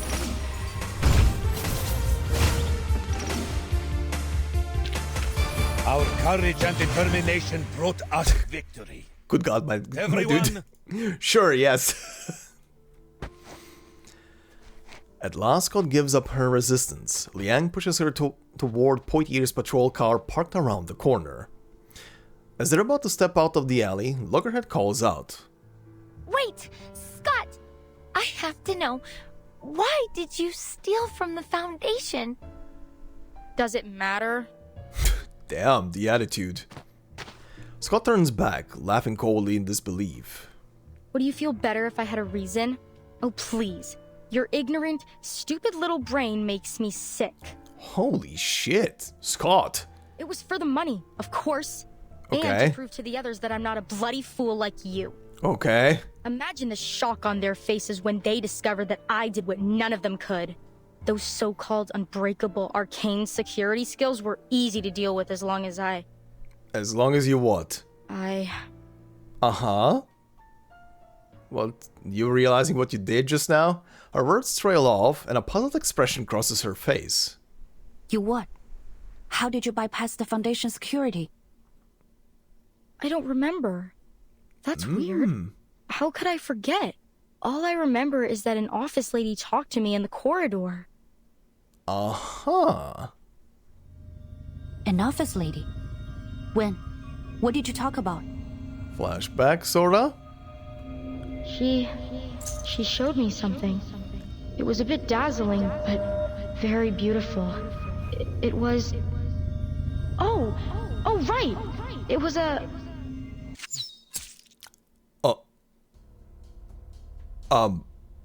A razor-sharp silver needle slices through the air, cutting her off in an instant. Oh, hi. Oh, did it hit your throat? She raises a dazed hand, her fingertips touching the foreign object lodged in her throat, not understanding why her voice has suddenly vanished.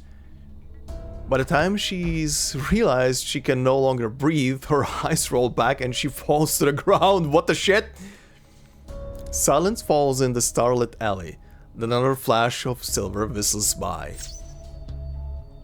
Holy shit, Rip Scott. What? A sharp pain blooms in her palm. She looks down to see a sharp silver needle pierced in it. The film slips from her grasp. The reel rolls across the ground, clicking as it hurtles into the darkness until a gloved hand picks it up and brushes it off. Oh, hi. Still intact. You've got no idea how long I've been looking for this. Hi there, ma'am. You are...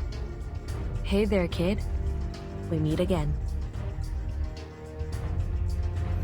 The once famous star smiles at Liang with an easy, friendly charm. Scott! Scott! No fucking way. Is she dead? Not yet, but I doubt she can hold on much longer. I'll call an ambulance, and we're gonna need backup. Just don't remove the needle from her from her neck until the ambulance is there. She's gonna bleed out immediately. Loggerhead's scream, Pugdog's cry, and Poitier's tense voice all ring in Liang's mind.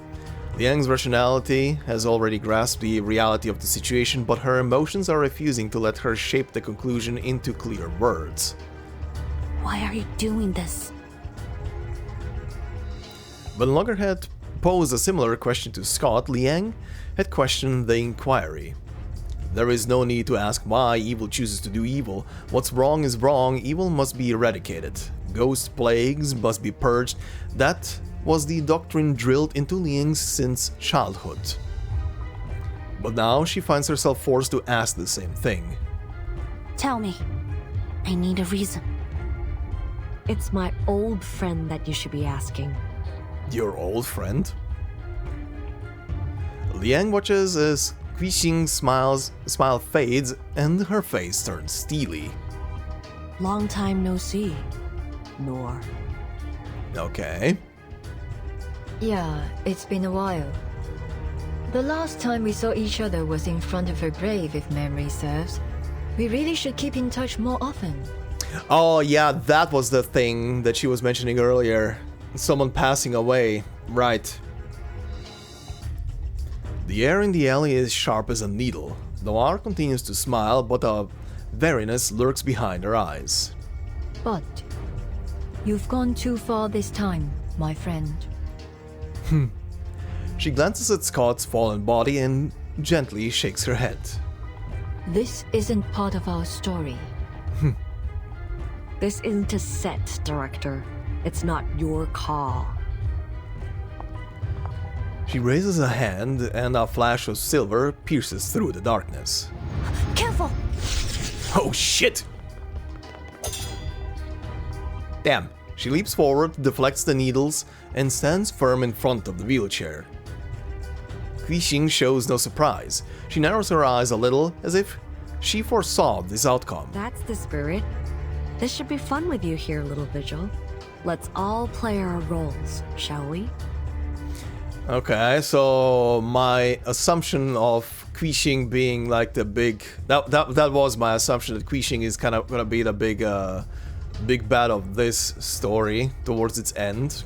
Might still shift at the end, but definitely leaves that impression now. Uh-huh. Good God. Okay, well this is interesting. There's a lot more going on here. A lot more. First, let's see this. Calculated maneuver. A random scrap of paper with intricate folds. A nod to its owner's boredom during a long meeting. To Petra. Vigil's correspondence. This letter was tucked inside a folder of interrogation records. It appears to have been exchanged silently between two Vigil's agents during an interrogation. The two distinct handwritings reflect their unspoken dialogue. She's tight-lipped about it, but she seems unaware that we've already figured out everything. Fascinating, like a mouse in a lab experiment, arrogant yet clueless. There's still one thing left to figure out. How exactly did she learn to crack the anti-theft arcane seal? All her lies and disguises fall apart under scrutiny, but she hasn't given up a single clue about this. Even our artificial somnambulism couldn't uncover anything. Could it just be sheer dumb luck? Disappointing. I've taught you better. Never rely on 1,000,000-to-1 coincidences. Always consider the more plausible scenario. You mean she's being controlled by someone else? And they've erased her memory? So she can't betray them? Exactly. That slippery merchant gave up Scott, but there's no way a minor employee could pull off something like this. Rejoice, we've hooked a big fish. So we're letting her go? Yes, but not without loosening her strings first. Understood.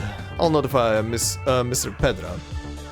I trust he'll ensure Miss Scott feels completely at ease after some subtle adjustments. Good. You're a reliable assistant, Billy. The second writer seemed about to reply, but left only a hesitant pen stroke. Okay, so the Vigil knew about this. They knew about Scott being the thief, but they left her dangle. It's pretty much mooching, as it's called in fishing. You pretty much take a smaller fish that you caught and you keep it. And you use it as bait. Alright. lit screen, lit eyes. Oh, also I just noticed that star was somewhere completely else on the map. Interesting. Lit screen, lit eyes. Okay, Scott's on the ground. There's our big bad. Poitier's on the ground? Uh-huh.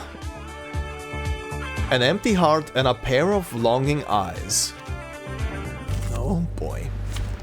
Oh, directly in the combat. Oh, okay. Qixing, an actress long retired from the limelight. She intends to bring the justice she once portrayed into reality, bringing justice to the strong and defending the weak. She means every word. Okay. Which of these darlings shall we attend to first?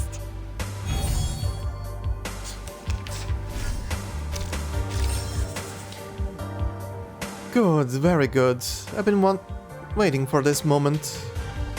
The time has come for you to uphold your duty, Miss Vigil. I won't hold back this Qixing. Okay. What did she... Is that really the best you have to offer? Did she just stab herself in that move? Did I see that correctly? Is that really the best you have to offer? Oh yeah, she is. She is kind of stabbing herself. That is brutal. Okay. Oh yeah, you have shit tons of debuffs. Well. The moment of silence. 强梁既出，王有不为。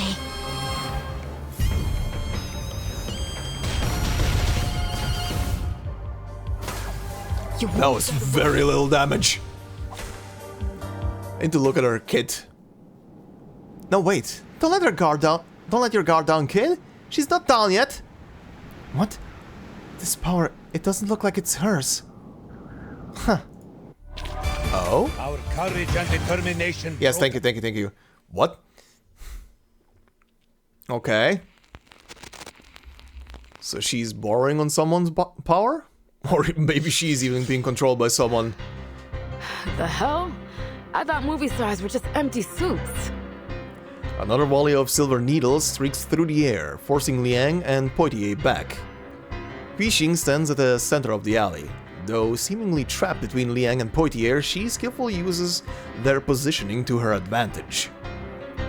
Neither officer can risk injuring the other by firing their gun or using an arcane skill, leaving the battle at a deadlock. We're not going to last much longer. I have to do something.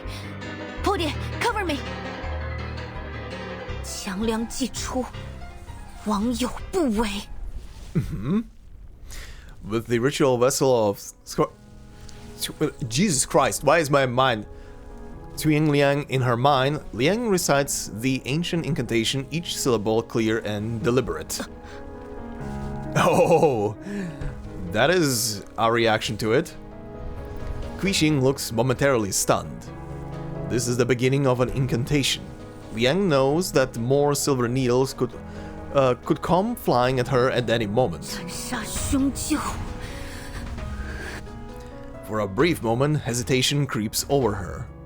Oh, as a child, she sat before the screen and watched this figure over and over again, her eyes filled with admiration. She had mimicked her arcane skill countless times. Yeah.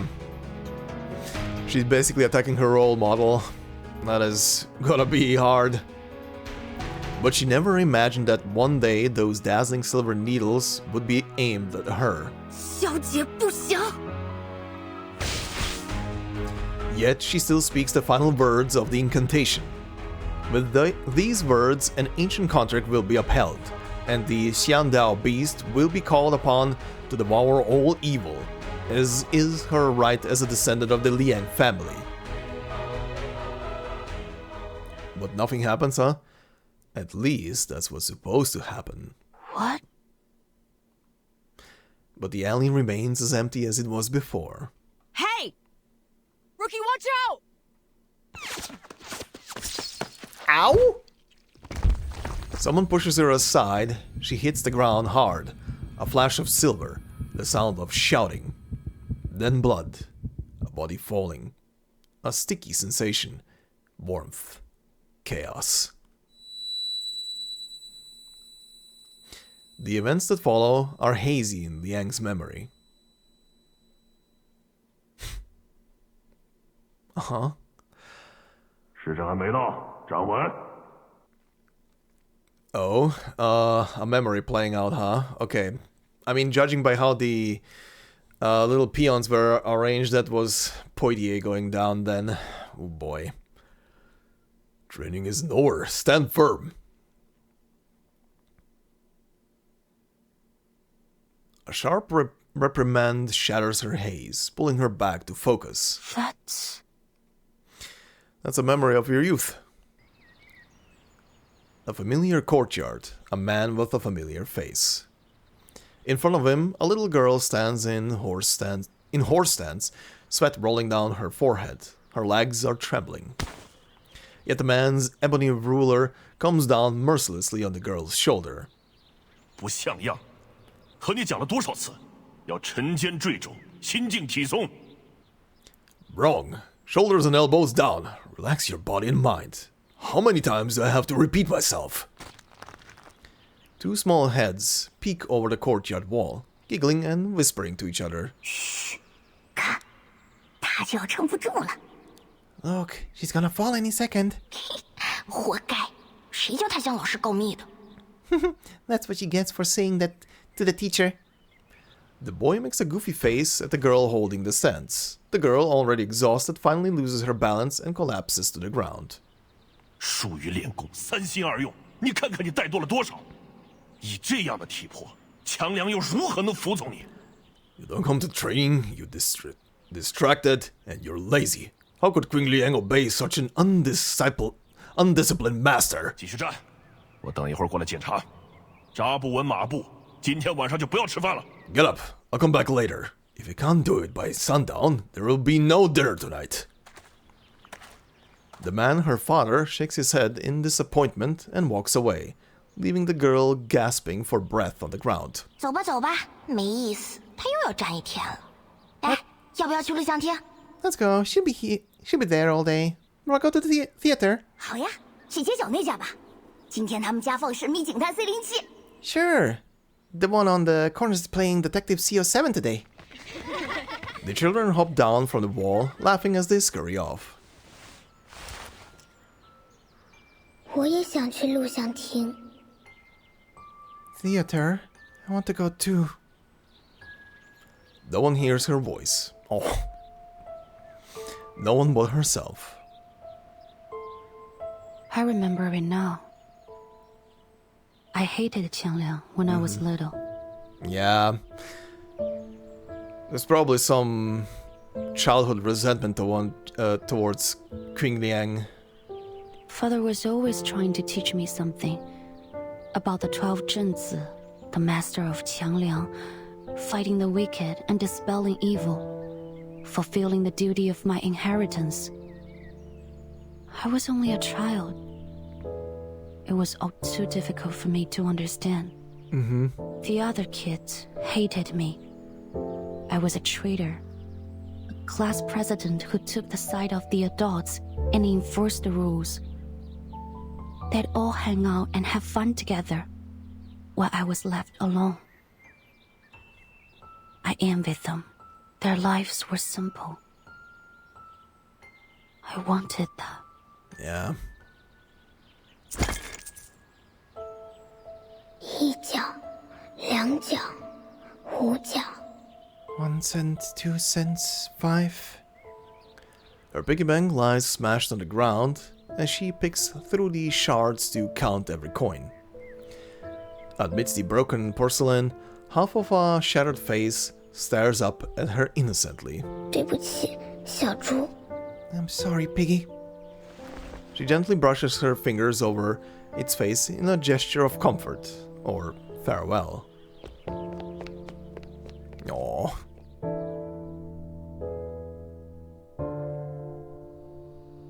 That day, a dissipate father gathered up all my savings and headed to the theater.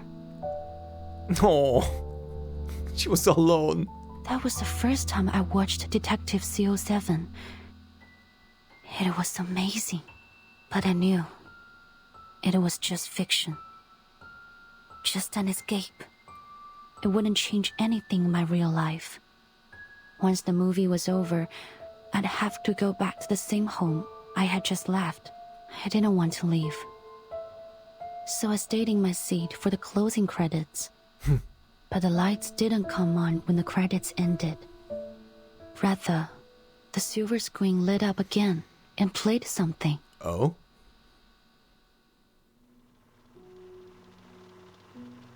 It was an interview with Miss Qixing. Ah. 奇星小姐，有好多小朋友中意你嘅作品，將你視為佢哋嘅英雄。Miss Qixing, many children love your work and see you as their hero. 但另一方面，唔少成年觀眾覺得你所飾演嘅警探 C07每一次都可以擊敗壞人嘅結局太過理想化，缺乏真實感。Yet some adults say that the story of Detective CO7 is too unrealistic because she always beats the villain. 對於呢方面，你有咩睇法呢？你覺得呢點係咪警探 C07系列嘅遺憾啊？ What's your opinion on this subject? Is it a flaw of the movie? 現實世界已經夠殘酷，所以我哋先會喺電影世界入面尋求一個圓滿嘅結局，一個善有善報、惡有惡報嘅理想世界。 The real world's already a cruel and unfair place. Our movie is idealistic, yes, but it shows us a world where good is rewarded and evil is punished. We need that. 如果連喺大銀幕上面，我哋都唔可以相信正義同埋公理，咁我哋仲可以相信啲咩啊？ If we can't accept justice and truth over even in a fictional world, then what hope do we have for reality? Qixing gazes into the camera, but also beyond it. Her smile carefree, her eyes shining even brighter than the stars. C07係正義嘅代言人，係鋤強扶弱、匡扶正義嘅英雄。無論面對點樣嘅危機或者險境，佢都可以帶俾大家期望嘅圓滿結局。 CO7 is justice, a hero who fights evil and cares for the weak. She'll always bring a happy ending, no matter what she's faced with. 我希望我哋嘅電影同埋 C07呢個角色，可以帶俾銀幕前嘅觀眾力量同埋勇氣。 One of our goals with this movie and with the character was to inspire and encourage our viewers. 或者唔係每個人都可以喺現實世界成為一個真正鋤強扶弱嘅戰士，畢竟呢一條路好難行。 We know that most people can't become a CO7 in the real world. After all, it's an incredibly difficult path to take. 但係我希望可以通過我哋嘅電影同埋 C07呢個角色，至少令大家成為喺生活中為自己身邊嘅人帶嚟圓滿結局嘅英雄。 But we hope that we can at least inspire people to become heroes in their own lives, to create happy endings for themselves and the people around them. It was just a short interview like any other. But I still remember every word she said. Oh yeah, that left a lasting impression on you, didn't it? As the master of Qiangliang, you must use your power to fight the wicked and dispel evil. It is your duty to maintain the peace of the world. Qiangliang, the powerful being that had always been a blur to me, suddenly became clear. I realized that I could be more than just a hero who creates happy endings for herself and the people around her. I could be the hero who creates happy endings for everyone. Just like CO7. She was right. Not everyone can do that, but I could. Because I was Yue of the Liang family, the master of Qiangliang. On that day, the burden that had been crushing me suddenly became a blessing.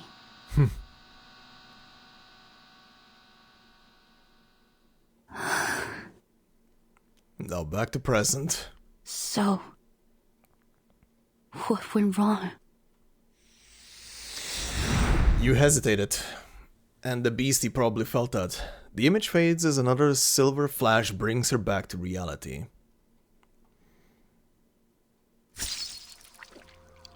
Sirens, an ambulance, blood, endless blood. It seeps through the fabric of her uniform, drenching her hands. She hears someone shouting. Stay with me, Portia, please. Why did you do that? Oh, was this from Poitier's point of view? I thought you hated me. People always hate me. Oh, now she can hear clearly. She realizes it's her own voice, hoarse with desperation. What did Poitier say to her back then? Blood bubbles from her mouth and nose with each painful breath. Oh! You could tell, huh? But that's... that's in the past. Forget it. We just didn't know you yet. A bloodstained hand weakly pats Liang's cheek before falling limp. Oh! Poitier? No, no, please, Poitier! Ugh, will you shut up? I'm not dead yet. This drama, you sons of bitches! A thunderous smack, unbelievable from someone confined to a hospital bed, jerks Liang awake from her nightmare. Okay. These motherfuckers.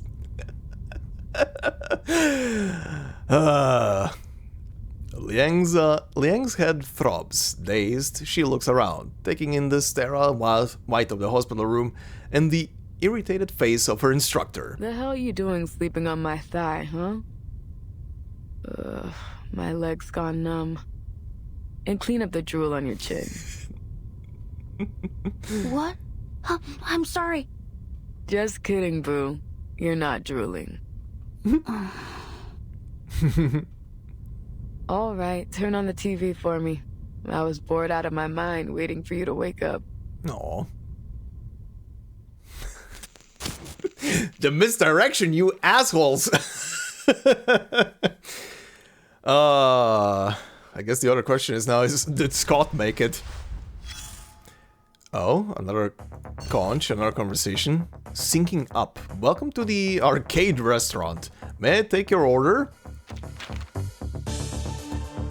So, what happened next? After I passed out, how do you manage to drive off the NIGHTPIERCER?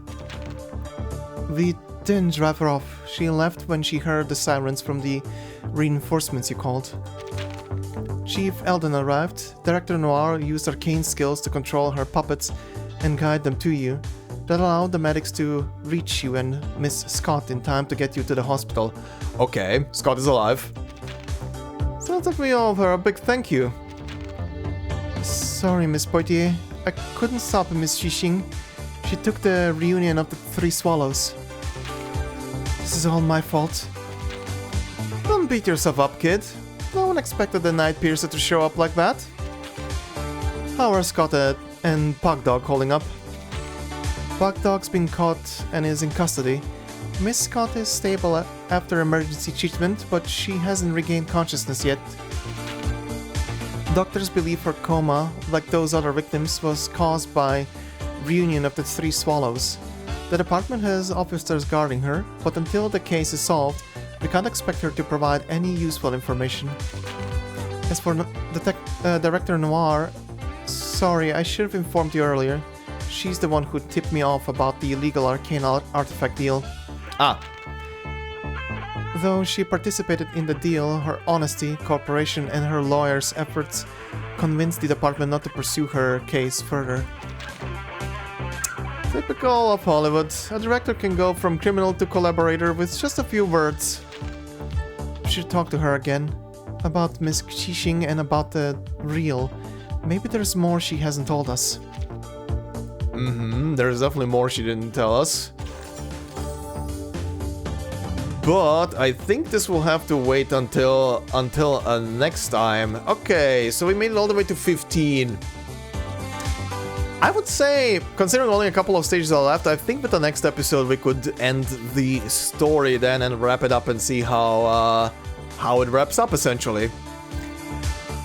Okay, this is definitely a very interesting story with a lot of little twisty and turnies.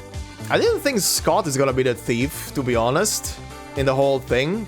I honestly thought that that Loggerhead was being the one that was being manipulated into yoinking the thing because of her memory leakage. But yeah, like like Liang pointed out, she was pretty much the best scapegoat for the whole thing, because she just forgets stuff after 3 days. So using her as a scapegoat was pretty on point. But yeah, very interesting so far. I guess we're gonna be dealing with Xixing towards the end of the story. Interesting as well is Xixing's reaction to when Liang was calling her guardian. That was an interesting little, like, gasp of what the shit. She has that kind of deal, or whatever the hell. We'll see. I'm curious where this is gonna lead to. But yeah, for now, I did say I'm gonna do a couple of pulls more on the banner just to get good old loggerhead as well. So let's do that. Okay. Oh, right. One of you guys told me that the what's it called? These are not carrying over between. At least the limited banner has its own like count up. It's not shared with the other banners. Okay, so so this was literally pure luck. Oh god, please don't kill me if it happens again. Here we go. I just want the 5-star. Okay.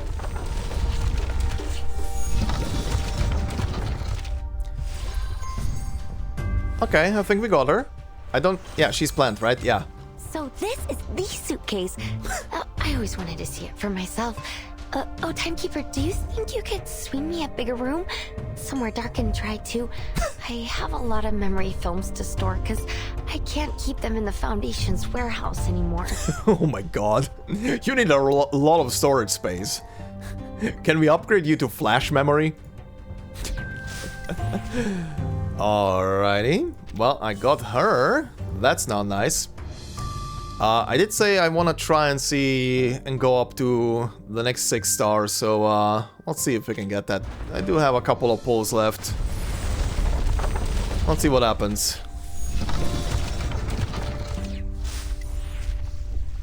Alright, that's a 5-star.